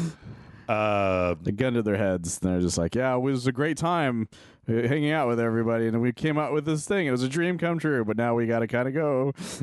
I mean, like, I think this is just nice. Actually, you know what? This is probably a very good thing for Forspoken or for Luminous Productions because, like, they'll get to keep their jobs. Yeah, like the alternative was that they all got that company got dissolved because Forspoken was a financial mess, and like maybe they called what the fuck was the name of the one they sold all that stuff to? What's that? The where they sold IOI or not? Embracer Group. Embracer Group. Call up Embracer. You got $20? I got some people I gotta sell. It's like, what the fuck? I mean, the thing is that it seems like Square Enix and Luminous always had a very close relationship. A lot of the talent that left Square went to Luminous, but that Square really kind of like had their hand over the button to like reacquire like at any moment. Because the biggest difference is they were all actual Square Enix employees originally to begin with. It's an whereas everybody story. else was like a Western studio that just they happened to have the rights and stuff for. Yep. Poor Luminous. Yeah. Too bad you guys failed at the gate. Your horse was dead before the second the gate opened. You know, the thing is, I keep looking at Square Enix and Square Enix related subsidiaries like these guys, and I'm like, do you guys need Square Enix? Hire me.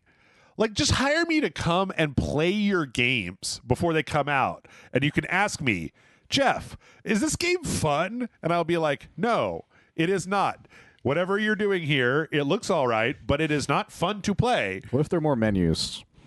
No, that's what if the UI had more shit on it? That's not fun. More particles, Jeff. More particles. Just more of them. What if Frey talked more? Yes. Would that help? Would that help? More quippy dialogue. More quippy dialogue. More quippy dialogue. We hired Joss Whedon's Ghost Rider. Yes, exactly. He said his name was John Whedon. Another one. So, yeah. I guess good news for Lumina Studios. Decent news for you, Lumina I guess Studios. the other half of this, right, is that Square Enix has now divested themselves of so much talented development that, like, yeah, I mean, you gotta have somebody to make the DLC for Final Fantasy 16. Like, we'll hang on to you guys. Back pocket deals. So, yep. Let's see. Speaking of people, big shakeups in the industry, Electronic Arts laid off 200 Apex Legends testers last week on a Zoom call. So many people. Yep. So this is EA's Baton Rouge office, where everybody. The thing is that, like, I'm of two minds about this particular story. The story is that, like, everybody was just like, hey, we have a Zoom call at 8 a.m. It's mandatory. It's unscheduled. Like, get on it immediately. And they were just like, you're all fucking fired. Here's a free coupon for crawfish. Yes. The thing is that, like, nobody knew anything about this. And then it was like one of those things where they had security, like, take you to your desk so you can get your shit to get the fuck out of here. So here's the thing. I did find out that apparently this entire team was like an outsourced team. So EA is not dissolving all testing for Apex. Well, it'd be weird for them to dissolve the entire thing. Yes. They are just redistributing the testing, the QA, to a bunch of different EA studios worldwide. Like, and a lot of this is apparently so that they can just, like, continually have people QAing the world over. It's both good and bad. Yeah. Also, apparently, this was just like an I think this is another one of those things where these were contractors. Like, Yeah, I'm 'cause it's- pretty sure these were contractors. The first people to go are usually the contractors. Yeah. And it's usually, and there tends to be a lot of them. Yeah. Because that's why they use them to begin with. There it is. Okay, so with their contracting agency. So it's interesting because I think you and I we actually talked about something that was close to this off mic. We did. We were talking about how, like, the Microsoft thing originally. Yeah. And the one other one, I can't remember what it was. We were talking about something earlier this week, I believe, off mic, where it was just like, I was a contract employee at certain times. I was too. I never expected that to be like I was always ready to get fired. Like, 100%. Because contractors are the first to go, and unless you're converted into a full-time employee. So, like, a lot of times these stories get painted as just this, like, what terrible, What a tragedy. Yeah, and it's just like, well, but you're a contractor. Like, A lot of times those contracts only last like a year. yeah, At most. Like, I mean, I'm not in favor of anybody losing their jobs, but, like, no, if of course not. If you're a contractor, you're a contractor. Yeah. Like, if you're an employee, you're an employee. If you're a contractor at a company, you need to be ready for the day when they come in and say, you guys are all fired. Yeah, if you're a long-time contractor, all you're doing is like, well, when's the next? I have 4 other contracts. What do you got for me? Right. Kind of thing. And then you just move on to your next thing, usually. Yeah. There's always the one guy who's like, maybe I'll be full-time if I'm here every day and I put my blood, sweat, and tears in it. And then they're like, and maybe they'll notice and they'll keep you. But Yep. odds are they won't. I'm not going to sugarcoat it. That doesn't always happen. Yeah. So, yeah, part of me says that, I mean, there were a lot of people that were, on the other hand, I will say that firing 200 people on a Zoom call, like in a surprise meeting at 8 a.m. and then That's having terrible. security, like, have to walk you to your desk to get your shit. Like, come on, man. Like, I realize that if you tell people, like, hey, you're going to be fired in a week, right? You're going to get probably some people might try to do some nefarious shit. Some people might slack off or Yes, whatever. try. They will absolutely do. but like, the thing is that the other side of this, treating people like they're fucking, like hardcore assassins or something. Like, we're going to surprise fire you and then, like, have security walk you to your desk to get your shit. And it's just like, come on, guys. What the fuck are you going to do? I'm not going to steal the vending machines. I'm not going to try to take my monitor with me when I leave. Like, I don't like that. I'm not a big fan of when they do that, when they treat people like that. I've never been a big fan of that because I've seen it so many times, and I've always been the one that survives usually. Yeah. And so it's always just like, fuck. I remember the last time the last time it happened when I was in an office. I remember coming in and there's just giant chunks of chairs just empty. Yeah. And I made a lot of people make this joke nowadays, but this was fairly new at the time. I made the snap joke from Infinity War. Oh. I'm like, I survived the snap. And then I was the first one to use it in the office, and then it spread like wildfire. Oh. And then management caught wind of it, and they were very upset. But they didn't know who started it. So that was the funniest part. But no, wait, Michael, now you're going to get fired. You're talking about it on the podcast. No, that was one of my older jobs, like way back when. I did survive this latest round at my current job, though. Okay. And they can't do nothing because... God damn it. Fucking websites have this ad for LASIK with fucking She-Hulk in it. It always... Does it? Yeah, it's the lady from She-Hulk is in the beginning of this ad for LASIK. Can I rewind this ad? No. Okay, that's fine. I don't care. You'll see it again. I'm sure it'll do it again. You'll see it again. Let's see. So yeah, pour one out for the Baton Rouge EA folks. It's never a good thing when people get fired. On the other hand, like, don't pretend like you have a full-time job if you're a contractor. Always be ready. Like, I don't know. I always tried to save money when I was a contractor, just in case, or like. I would ask specifically, like, what's your temp to perm pipeline look like? And if there wasn't a thing, you just got to be more careful about that stuff. Yeah. Like once you saw that you're getting closer to the end of the year, you're just like, you call the agencies pretty quickly. And you're like, hey, if once this happens, you guys have anything I could, jump right straight into kind of thing. Yeah. Yeah. Let's see. Okay. This is another one where I don't... Did you see anything about this, Michael? I did not, actually. Okay, so here's the thing.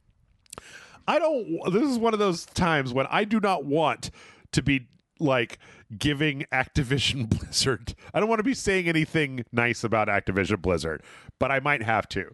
So I'm reading this story. The title of this story, I don't get all my news from Kotaku, but this is another Kotaku story. It says, Activision accused of illegally firing QA testers over remote work protest. Okay. That's the headline. That's what's in your head, right? So you go down and read the story. And it turns out that the Communications Workers Association of America filed charges against Activision for illegally firing two QA people.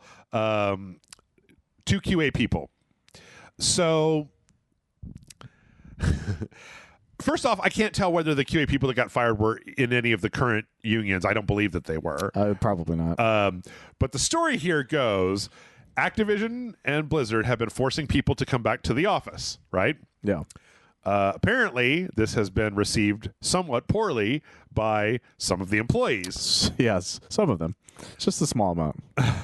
So the Contract Worker Association of America says... here's their quote. Numerous workers protested the plan, this return to office plan, citing cost of living concerns and the impact that it would have on the coworkers who might be forced out of their jobs. Two QA testers expressed their outrage using strong language, and response management set up disciplinary meetings where both workers were fired. Now, Activision says...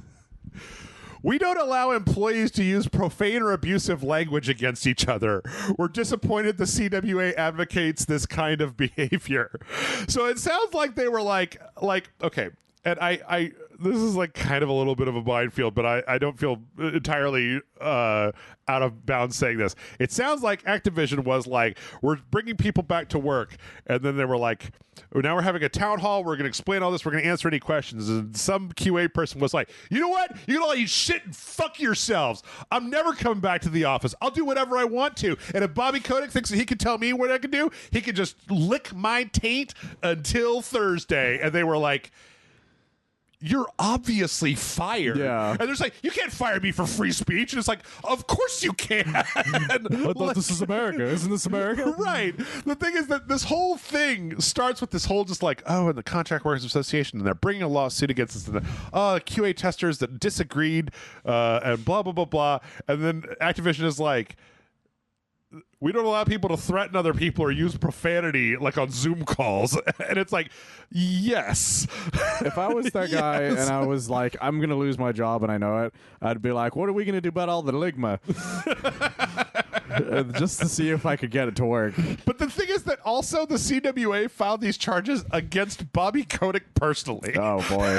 So, like, I kind of think this whole thing is a bit petty because... Oh, it's super petty. You could call me a fucking, like, a red state conservative, but I don't think that you should be able to use profanity at your job. Like You're not supposed to. Not in a way where like people can hear you, right? Like not this way, maybe. When I started working in an office, I was used to working in retail where you just said fuck all the time. Yeah. When you were like wherever you were. So when I was in this office setting it's a call center, he's like, Mike, you have to remember that a lot of these mics are very sensitive. So if you're talking to your coworker saying the word fuck and shit as loud as you can, somebody's going to hear that. Also, the CWA says, quote, that Activision, quote, improperly denied a request to have a coworker witness the disciplinary meeting which preceded the termination of their employment, unquote. The thing is that if this person, okay, so here's the thing. If this person was part of one of those unions and it was fully set up, then like the CWA gets to dictate the terms of how people are hired and fired, right? Yeah. Like you're dealing with the union. On the other hand, like, here's another quote. For far too long, Activision has gotten away with treating its employees, especially QA testers, like disposable workhorses. Firing two employees for joining with their coworkers to express concern about hasty return to office policies is retaliation, point blank. When faced with unfair treatment by unscrupulous employers like Activision, workers should have the right to express themselves. It's like, I need to know what was said. That's the thing. I need to know what was said if you want me on your side. Like, yeah, did the worker get up and be like, Bobby Kotick can suck on my balls? Right. And then it's like, I'm going to stay home kind of thing. And then I can see that being an issue. Yep. But if they just said, man, this is fucking bullshit, I could be upset about that. I mean, because that's a rational, that's a normal human emotion to yell out that. But it's worse if it's like if you look at your manager directly and say, I blame you for this. Well, it's also different. It depends. Like I can't tell because apparently they haven't returned to office yet, right? Yeah. If this was like a Zoom call, right? Okay, so like maybe if this is Slack, I don't know. If this is a Zoom call, like with your section, right? Like with your department, yeah, right? And they're just like, sorry guys, I tried so hard with the higher ups, but in the end it didn't even matter. You got to come back into the office. and then they're just like, that's such bullshit. And they're like, yeah, I know. Like I can see that. That's fine. That's what I mean. But like, if they were having like a Zoom call with like all of Activision, and then you're like, yes, Clive, you got your hand up, and it's just like, yeah, this is fucking bullshit, man. Fuck you guys. And it's like, no, yeah. You're not allowed to do that. You're not allowed to do that in front of everyone. As much as you want to, real badly. Yeah, that's what Twitter is for. Yeah, that's what your Slack's for, really. You go to Twitter, yeah, or Slack or whatever, right? Slack put his big group slap going, this is bullshit, right? Yeah, make a new channel called #ThisIsBullshit. We should find Bobby Kotick's plane and set it on fire. I don't even know that I would do that. Like, I just come from a different time where it's just like, you can't do that. Like, of course they fire you for doing that. Like, but you know you're getting fired anyways. Usually it was when that part of the equation happens. Yeah, exactly. Yeah, no, if you're getting fired anyway, then it's fuck you, you're cool, like, yeah, I'm out, you know. Exactly. But the idea that it's just like the CWA statements are all just like this brave freedom fighter standing up in a time, you know, of turbulence when all people have frustrations, and these heartless sons of bitches, they took him out and back behind the woodshed, shot him in the face, employment speaking, like in an employment manner, and it's just like, wait, what are you talking about? Tell me what he said. You tell me what he said, and I'll tell you my thoughts on the matter. Give me the idol, and I'll give you the whip. Is all I'm telling you. Exactly. Let's see. This one was also really funny. Apparently, Phil Spencer was over on like a British business show, and they were talking with him about like, what'll happen if like the merger doesn't go through? And he was like, it'll be fine. It's fine. Like, like we wanted to get them for the mobile division, but like, this is fucking Microsoft, man. Like, it's gonna be fine. Like, yeah, because for some reason, Twitter keeps having this weird conversation as if it falling through would mean the end of Xbox. Right. And I'm like, that doesn't make any sense. Yeah. It's not like they don't lose the $69 billion. Right. If the thing doesn't happen. Yeah. Yes. It's not a non-refundable deposit. Right. That's not how that works. Yeah. Like it would suck. But again, I just want to remind everybody about this number. near as I could tell. Like, okay, this may be gross without doing operating expenses, but according to the last internet search I did, the company Microsoft made $3 trillion last year. Yeah. They're bigger than Apple. They're bigger than Sony. They're bigger probably than the government of the UK, maybe even the European Union. I don't know. Like, they're bigger than most countries.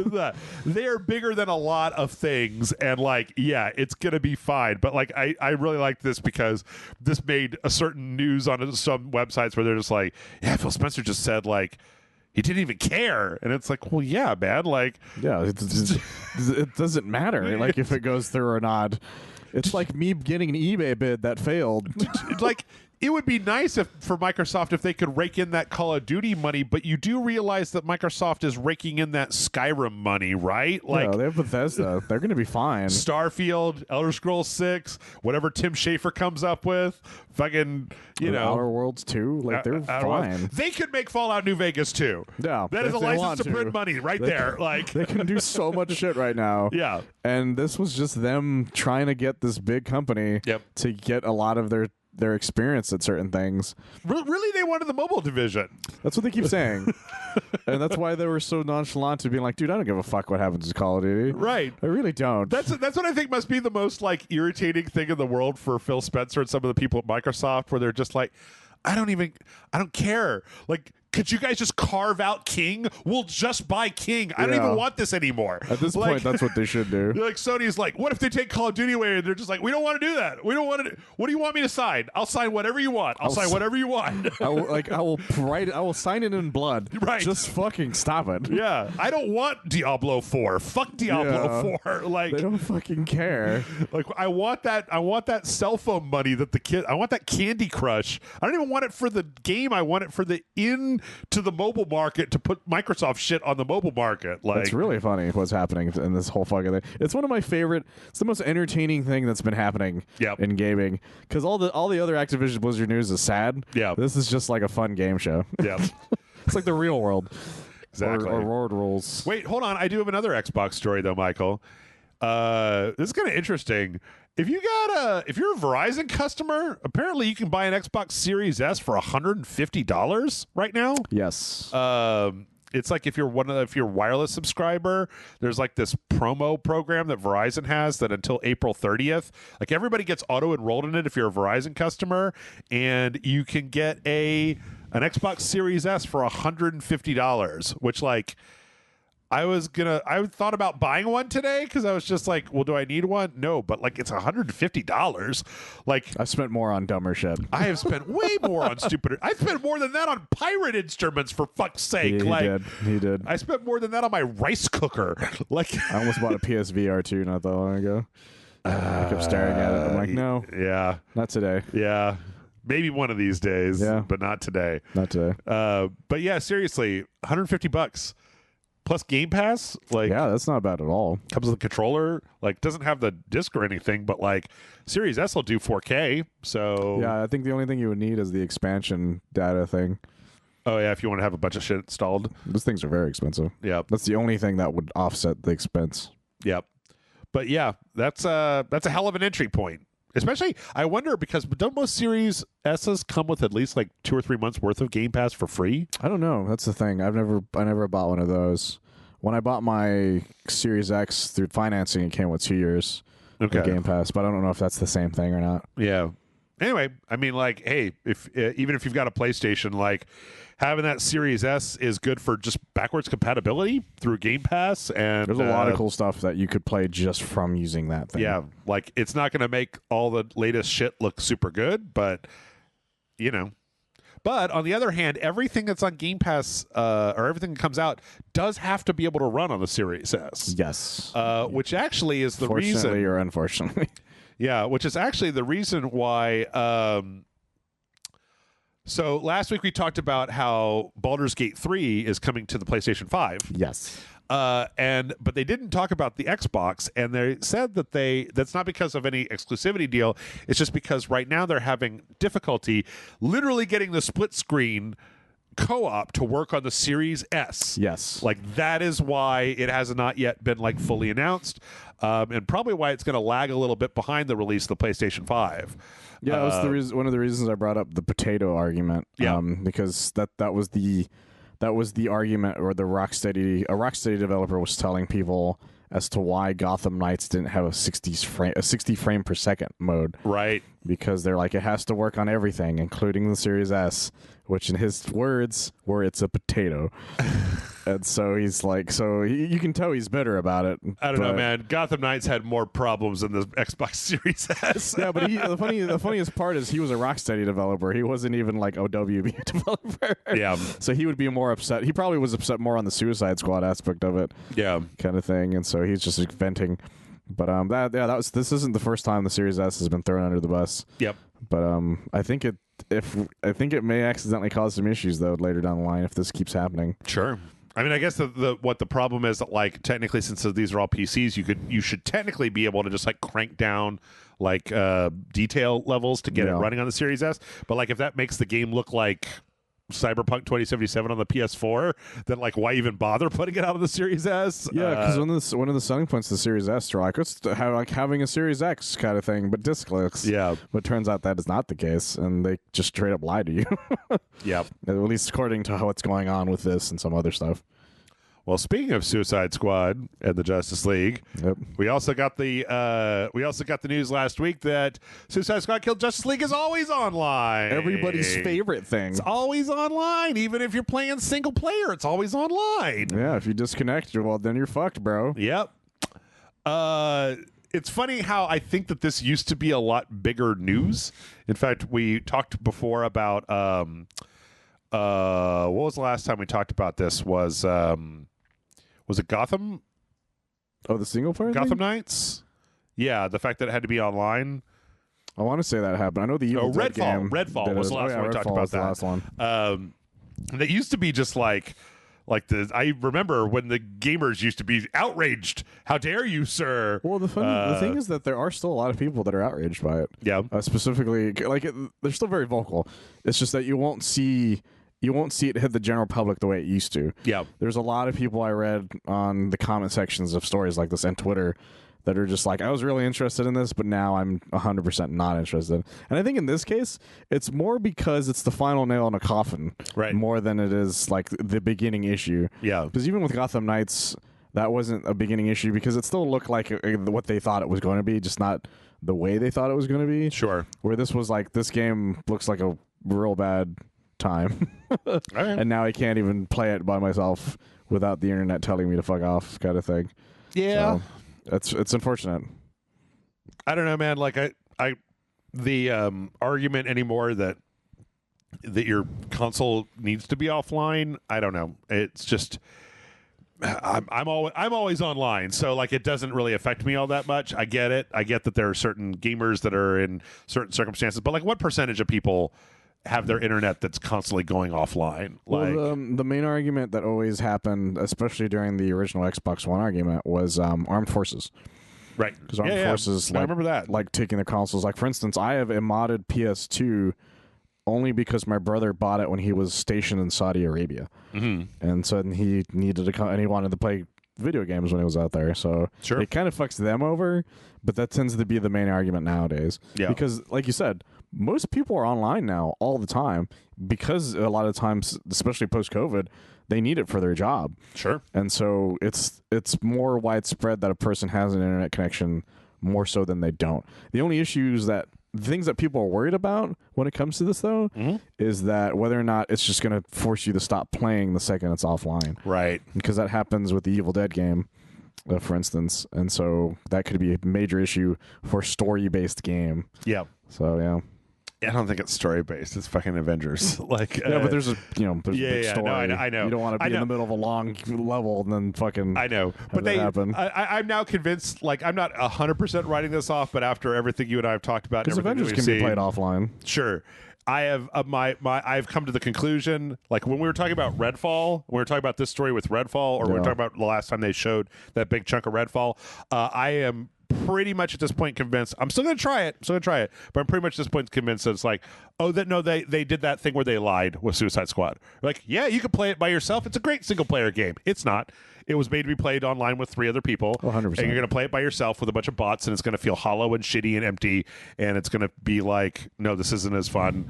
You need to be playing it online, or else it's garbage. So that's probably I'm 90% sure that's what's going to happen. Speaking of garbage, we have another chapter in the day before. Oh Jesus, is this still happening? Saga, yeah. So. Remember how the day before? Okay, I actually have to revise what I previously said on the podcast. How they said that the day before, oh, you know what? Like that evil Asian copyright troll came in and like copywrote the name.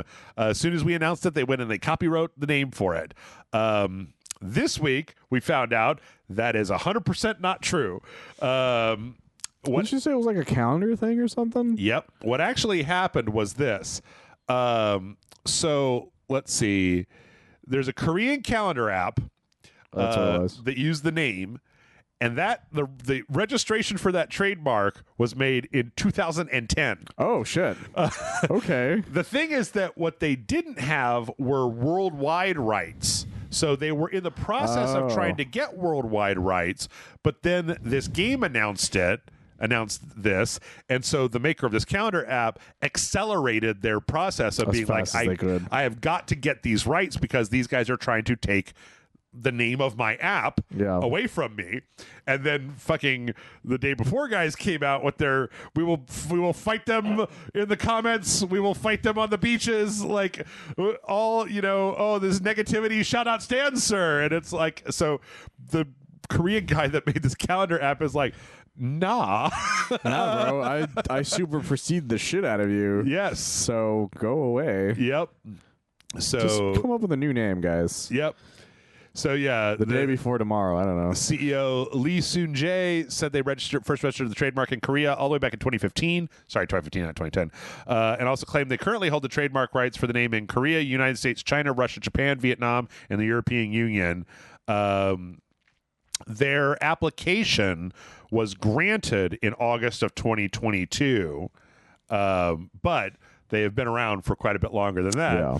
This reminds me of how when I was getting ready to start the website that you are at right now, that I Googled the words RageSelect and looked at everybody that had them to make sure that I wasn't trying to copyright something that already existed.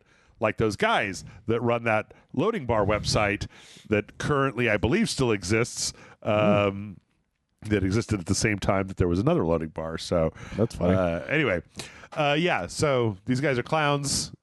Just change the name. Yeah, how about the week before or the month before? How about or the year before? Zombie Game 02. The fortnight before. How about How about XX420X the day before XX420X? Let's see. Babylon's... I think they would have one backup name. One fucking backup name they could go back to. Yep. Babylon's Fall got its final patch notes, and they are the saddest Steam patch notes of all time, Michael. Oh, jeez. It shut down last week, and if you go to the page, you see an image that says version 1.4 patch notes, end of service, and that's all there is. That's so sad. I think it was Wario64, I think is his Twitter handle. He was posting in the final hours when it was shut down. Yeah. He's like, there are currently 17 people playing it in its final hours. The game was no good. It was no good. It was no good. It was no good. There's 17 people tried. They were like, maybe if we play, they'll keep it alive. Nope. Yep. There's no reason. EA is asking people if they want to see Dead Space 2 and 3 remade the same way the Dead Space 1 remake happened. The answer is yes. Just do it. Yep. Remake 3, but make it good. They sent out a survey basically asking like how much interest there was in those. You guys are all better fucking answer your surveys. Everybody answer your surveys. I don't have to. I'm immune. But you all better answer your surveys because I want to see what happens if we can actually have a Dead Space 3 that does not suck. God, I want Dead Space 3 to be good. Yep. I want it to be good so bad. Yep. Because I played that in co-op mode, and co-op mode was actually kind of fun because of what they did with it. Mm-hmm. Did you know about what the differences with it? You see different stuff for different screens. My favorite time is I didn't know that, and so I was doing a mission with my friend Hilario, and he's like, "What the fuck is going on in this room?" I'm like, "I don't know what the fuck you're talking about." He had to text me the image of his screen for me to believe him because I thought he was going crazy. Yep. He's like, "There's presents all over the place." I'm like, "There's just dead bodies here. What the fuck are you talking about?" Presents. Let's see. And then last on the news, Shinji Mikami has left Tango Gameworks. Which is fucking crazy. Yep. Because that studio is not that old at this point. Actually, it's funny because Tango Gameworks was founded in 2010. Again, time is a construct for me. And I thought this was super recent, but I guess not. It was 13 years ago that they were created. God damn it. And then they were acquired by ZeniMax in October of that same year. So okay. Is that when Evil Within 1 came out then? Was that year? Evil Within 1? I don't believe so. I think that's what started it. Yeah, that was our first game. Evil Within 1 was 4 years later. Yeah, October. No, 2014. So okay. Yeah, that was their first thing. Mm-hmm. I think that's the reason I thought they were newer. Yep. Because that 2014, that's still almost 10 years ago. I wonder if this has to do with either the Bethesda or the Microsoft merger. If Shinji Mikami is just like he kind of strikes me as one of those guys who's just like, I don't know, I just want to go do something else. I'm just going to fucking leave. Like, I think you guys keep working. I'm just going to leave. Like, well, in one of his statements, he's like, look, or I don't remember what statement where it came from, but I remember him saying this. Apparently, is that it was like after Hi-Fi Rush did really well, he's like, I feel like it's time that the studio is now being able to be supported by itself without me. Right. So now I feel like you said, that's just time for me to go do something else. Yeah. Make what the fuck was that? What's that? What's the game with the big boner gun? Shadows of the Dam. Shadows of the Dam. Make Shadows of the Dam 2. Come on. He should make Shadows of the Dam 2. I want to see more. I want that. Suda 51. I want that so bad. Yeah. So here's the deal. We got some trailers. The Outer Worlds. I don't know if you remember, but the Outer Worlds was platform exclusive. It was on the Xbox and it was on the Epic Games Store. No, it was on a PS4 too, wasn't it? Nope. Because they made the deal before Bethesda bought them out. Did they? Yeah. Let's see. Because it absolutely was on the PS4. Oh, okay. Yeah, that's the reason people were mad about the second one. The second one is not on the PS4? Yes, because at this point it's now past that. Now it's post buying them out. Okay. Okay, cool. Well, it turns out that there is a new upgraded version, the Spacer's Choice Edition, which is going to be on Steam, PS5, and Steam and the PS5 with like next gen. Because there was an Xbox One version, was the version that was running on the Series X, right? Yes. Okay. So this is like an enhanced version with better lighting, and it's got all the DLCs included, and they're putting it on, again, Steam, PS5, Xbox Series X. The big thing here is that it's not a free upgrade if you already bought the game. It's more like the Uncharted Legacy Collection. Yeah, but it is $10. Yeah, because they even did that with the Ghost of Tsushima one. Mm-hmm. So this isn't unheard of. In fact, it's actually pretty common now. Yeah, because there's not a lot of games that did free upgrades. I think there's only like a handful of them, and that was in the beginning of the console. Crash Bandicoot 4 was one. So was Mortal Kombat 11. And there was one, and Avengers, of course, and there's another one. I just don't remember what it was. Yep. Yeah, there's a few of those. But yeah, it looks. I mean, like whatever it is, looks good. Like all these updates look good. Yeah, they updated a lot of shit. They updated the animations, the lighting, the AIs for the enemies, and I think even the cohorts. Yep. So it's a lot going on here and stuff. So if you haven't played the game, now's the best time to do it when it comes out. I really enjoyed that game. I really did. I like the fact that I was almost able to talk my way through the end of the game, but I didn't have enough charisma, and so I got completely wasted, which gave me +2 charisma, and then I was able to fucking talk my way through the end of the game, Fallout style, and just be like, you just stop, you just leave, you just fucking go. And they were like, you make a good point. And I was like, I know. This drunk man makes a great point. You get the fuck out of here. You get the fuck out of here. Yeah, it was what people wanted after Fallout 4 didn't scratch the itch they wanted. Yep. I like it. We got an early access trailer for Diablo 4, which is going into early access pretty soon. I swear that beginning guy looked like Sammy Gonzalez. What are we?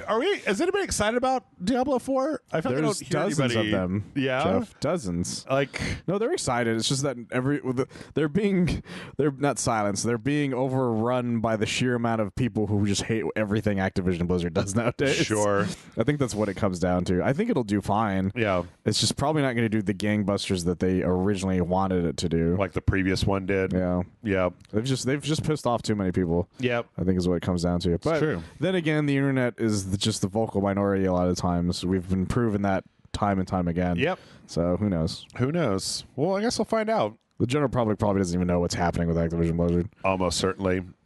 Oh, why is this still in here? Okay, fuck this. Well, no, here I have a replacement for this. So I put this in here because it was a trailer for Gundam in Gundam Battle Operation 2. Okay. But I don't even know which Gundam it is. But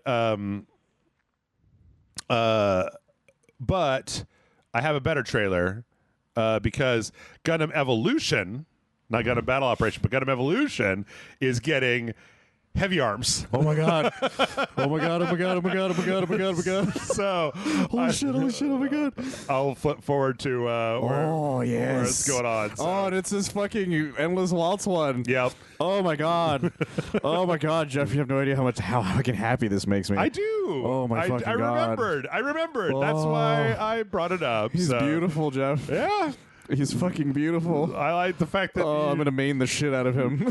It's just like he's got just like a billion chain guns, and like the UI, like they've suppressed the UI, and so it's just chain guns all the time, and this big weird jump flipping thing that he does. So you sweet beautiful boy, I need you.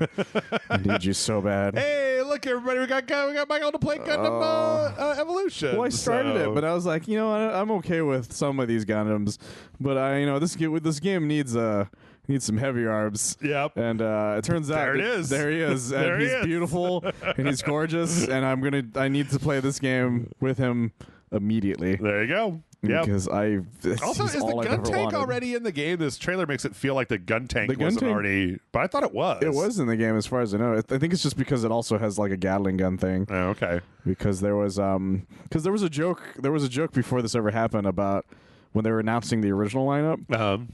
And they're like, yeah, there's a Gundam that we're going to add, and it's known for having this great Gatling gun, and it's a heavy arms, like, really excited. And they're like, it's the Unicorn Gundam, and he's just, like, super pissed off. And I was like, yeah, that's how I feel. But now seeing this just makes me fucking happy. There you go. Oh, my God. All the joy in my heart. Why does it have a clown face? Because that was the clown face he wears during his circus times. Okay. And for some reason, he just has a giant version of it. Say that like I know what you think about Gundam Wing. I thought you did. You know things about Gundam. But then again, you only know about the UC timeline, so that makes sense. Yeah. Yeah, because Turo Barton is he's like a trapeze artist. Okay. Great. He's a flying Grayson. Yes, he's a flying Grayson. Flying machine gun Grayson. Except way more depressed. Okay. So, yeah, there you go, Michael. Boom. Oh, I'm so happy. Season 3. Oh, why did no one else tell me about this? Let's see. Speaking of shit that's in space, we got a really fun cinematic trailer for... I'm fucking crying. I'm not kidding. Kerbal Space Program 2. Which you guys can watch the video that Amanda and I put up today. Kerbal Space Program 2 is actually early access in the way that early access used to be. Like, it is... That video you showed me was amazing. Broken and fucked up. So, this is a fun trailer showing all the stuff that's going to be coming to Kerbal Space Program 2. Please do not buy Kerbal Space Program 2 after watching this and seeing like the intergalactic moon bases and the intergalaxy starships and stuff, because none of that is in this game right now. It is just basically like shooting rockets into orbit. It's a shipbuilder at the moment. Yeah. It's not a whole lot. So, but you should all go watch Man and I play it because we did land something on the moon. So, boom. Yeah, because this isn't even technically. We don't even know have an actual release date for it yet, right? Not a 1.0 release date. Yeah, No, they've got like a roadmap, but it's a nice cinematic trailer they put out. It might be a few years from now because a lot of early access games have taken a long time. Yeah, I mean, like the thing is that I think that Kerbal Space Program works better in early access because it is the sort of game that you need an entire community banging on to see where the problems are. Oh, 100%. Like, you were never going to find all the physics bugs in Kerbal Space Program 2 just with QA departments. Oh, it would be impossible. You need people doing insane, dumb shit to understand what the game actually needs fixed. Yeah. And right now it's all broken and fucked up, but it will not be like that forever. What was the name of the guy that had that one video you showed me? Matt Lown? Matt Lown. Look that shit up, guys. That shit is hysterical. Oh, yeah. The Matt Lown, the live stream where the Kerbal Space Center was attached to his rocket in a really weird way. It was amazing. Company of Heroes 3 launched. So there's a launch trailer for that was out. It's funny because I kept looking at this game and going like, when are we going to play this game on RageSelect? And I'm like, oh yeah, never, because RTSs are like my kryptonite. Yeah, they're always boring to watch. we played a lot of them, and they rarely ever do well. I don't mean in viewing. I mean for us sitting there. Yep. I almost fell asleep a couple times. Yep. So, but hey, they put out a new Company of Heroes game. So, let's see. Atari Mania is coming out on the PlayStation. This wasn't on all platforms before. I just thought I would mention it because Atari Mania was really fun. What is that? It was a thing where you play as like the janitor in like an Atari museum. And the thing is that the games keep getting jumbled up. So it's like WarioWare. So in order to beat it, you'll have to go into a game. But what it'll be like, okay, so the first level is Pong from like Atari 2600.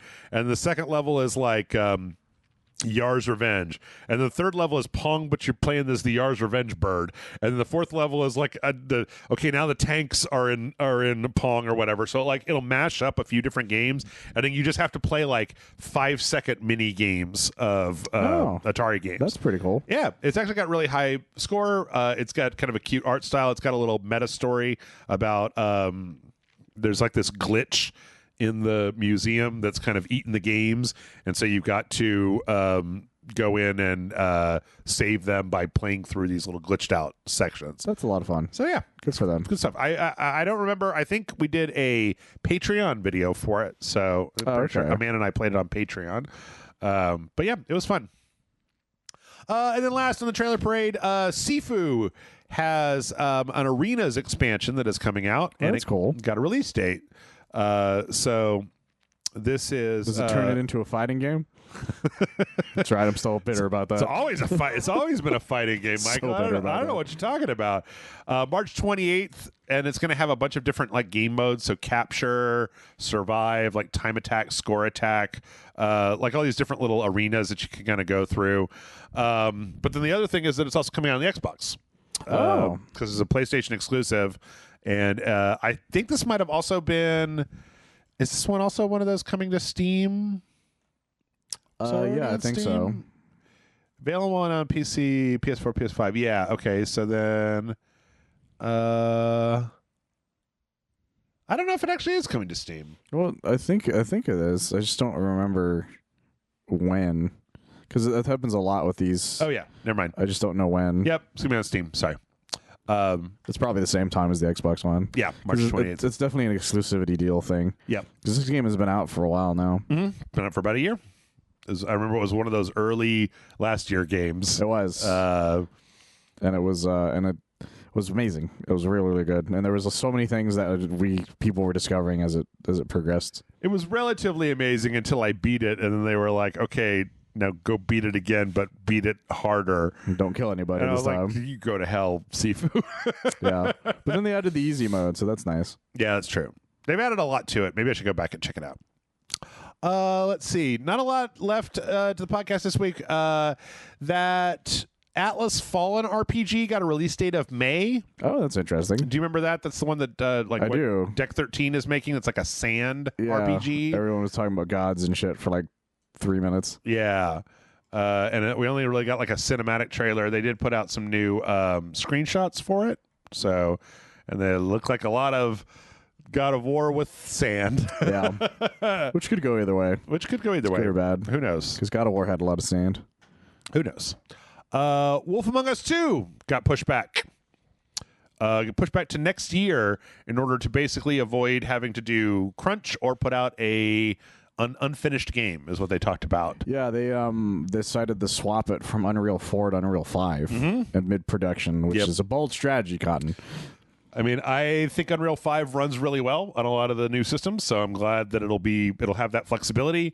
But basically, they said like the only ways that we could get this out this year would be to put out an unfinished product or crunch. And it's funny because they talked a lot. I've never seen anybody be this candid about how like.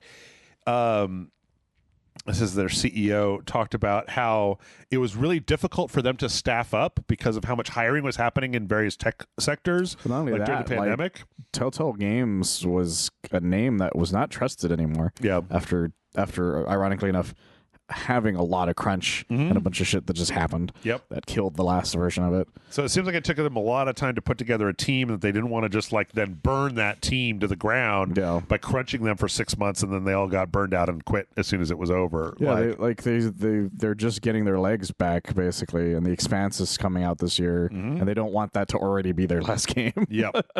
So they don't want to end up like Luminous. Basically. Yes.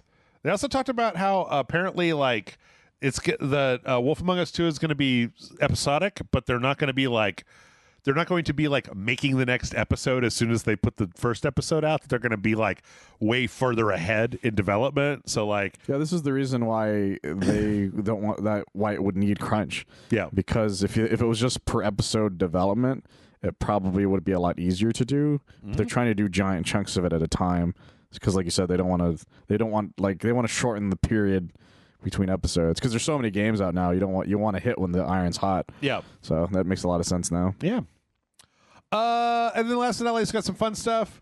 Did you see the Mandalorian Xboxes? I did not. Is this a thing? This is a thing. This is a thing. So Microsoft has Mandalorian Xboxes. They have a Series X that has Din Djarin, whatever, Mandalorian, the guy. Yeah, Mando. And then they have the Series S, the smaller Series S that has a little Grogu on it. And then they also have a green Grogu Xbox controller that has a little jacket that goes over it. That's like the little jacket that Grogu wears. That's amazing. Yeah, and it kind of looks between the black behind the buttons and the black on the stick. It kind of looks like little Grogu eyes coming up out of the jacket to look at you. Oh, yeah, I didn't even think about that. My only issue is that I would want both of these consoles to put next to each other. Yep. And that would just be overkill. It is a giveaway. Oh, okay. So it's actually, I think it's all of that. Like it comes with all three things? Yeah, because it's a giveaway. It's not like you're going to buy it, right? Okay. So let's see. You got to retweet. Let's see. Retweet the Xbox account on Twitter, specifically this one tweet. Sweepstakes event runs from March 1st to May 11th. So if you that's really cool. Retweet this Xbox thing with the Mandalorian and Grogu, then you get it. So that's amazing. It's pretty fun. I like the way that they put them next to each other, and so it looks like Grogu is looking at the Mandalorian. Yeah, that's exactly what I mean. Though I'm like, I would need both if I did this. Yeah, I would never give both of them or one of them away. I'd be like, they have to be next to each other. It doesn't fucking matter. You wouldn't even game on them. You just put them on the shelf. Exactly. So, yep, pretty fun stuff.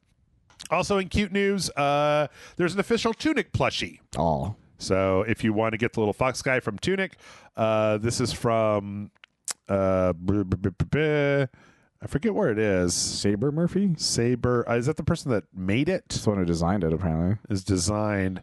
Currently on sale. It's in the U.S. on fangamer.com. The big thing that's interesting, Michael, that like they have all these like shots they don't show the big ass tail. Yeah, holy shit. That tail is massive. Yeah, it's got all these shots from the front that you can't see the tail on. That's probably how it's standing up in these shots. Yep, probably so. And apparently it's got little magnets in the hands for the sword and shield. Oh, so that's really nice. Yeah. That explains why it's 32. Mm-hmm. But yeah, it's, I mean, for $32, that's not like a shitload. No, it's not. And especially for what it is, because it's a licensed product. And it looks amazing. It really does. And then let's see. Diablo also has some fun, cute stuff. Apparently, if you get up to level 20 in the Diablo beta that's coming out, you get this backpack that has a little wolf in it, little wolf cub in it. Aww. It's a sleepy little wolfie. It's adorable. Yeah, it's pretty adorable. So yeah, Diablo's not going to be out cuted by anybody else, even though I don't know, like. I don't know why are you taking your puppy to battle demons?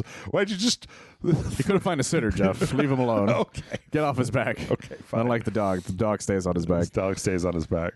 Yeah. And then last but not least, one of the weirdest things I've seen this week, Michael, I don't know, did you see the Diablo-inspired fashion show? No, I didn't know that was a thing. Yeah, so I forgot where this is. It's not like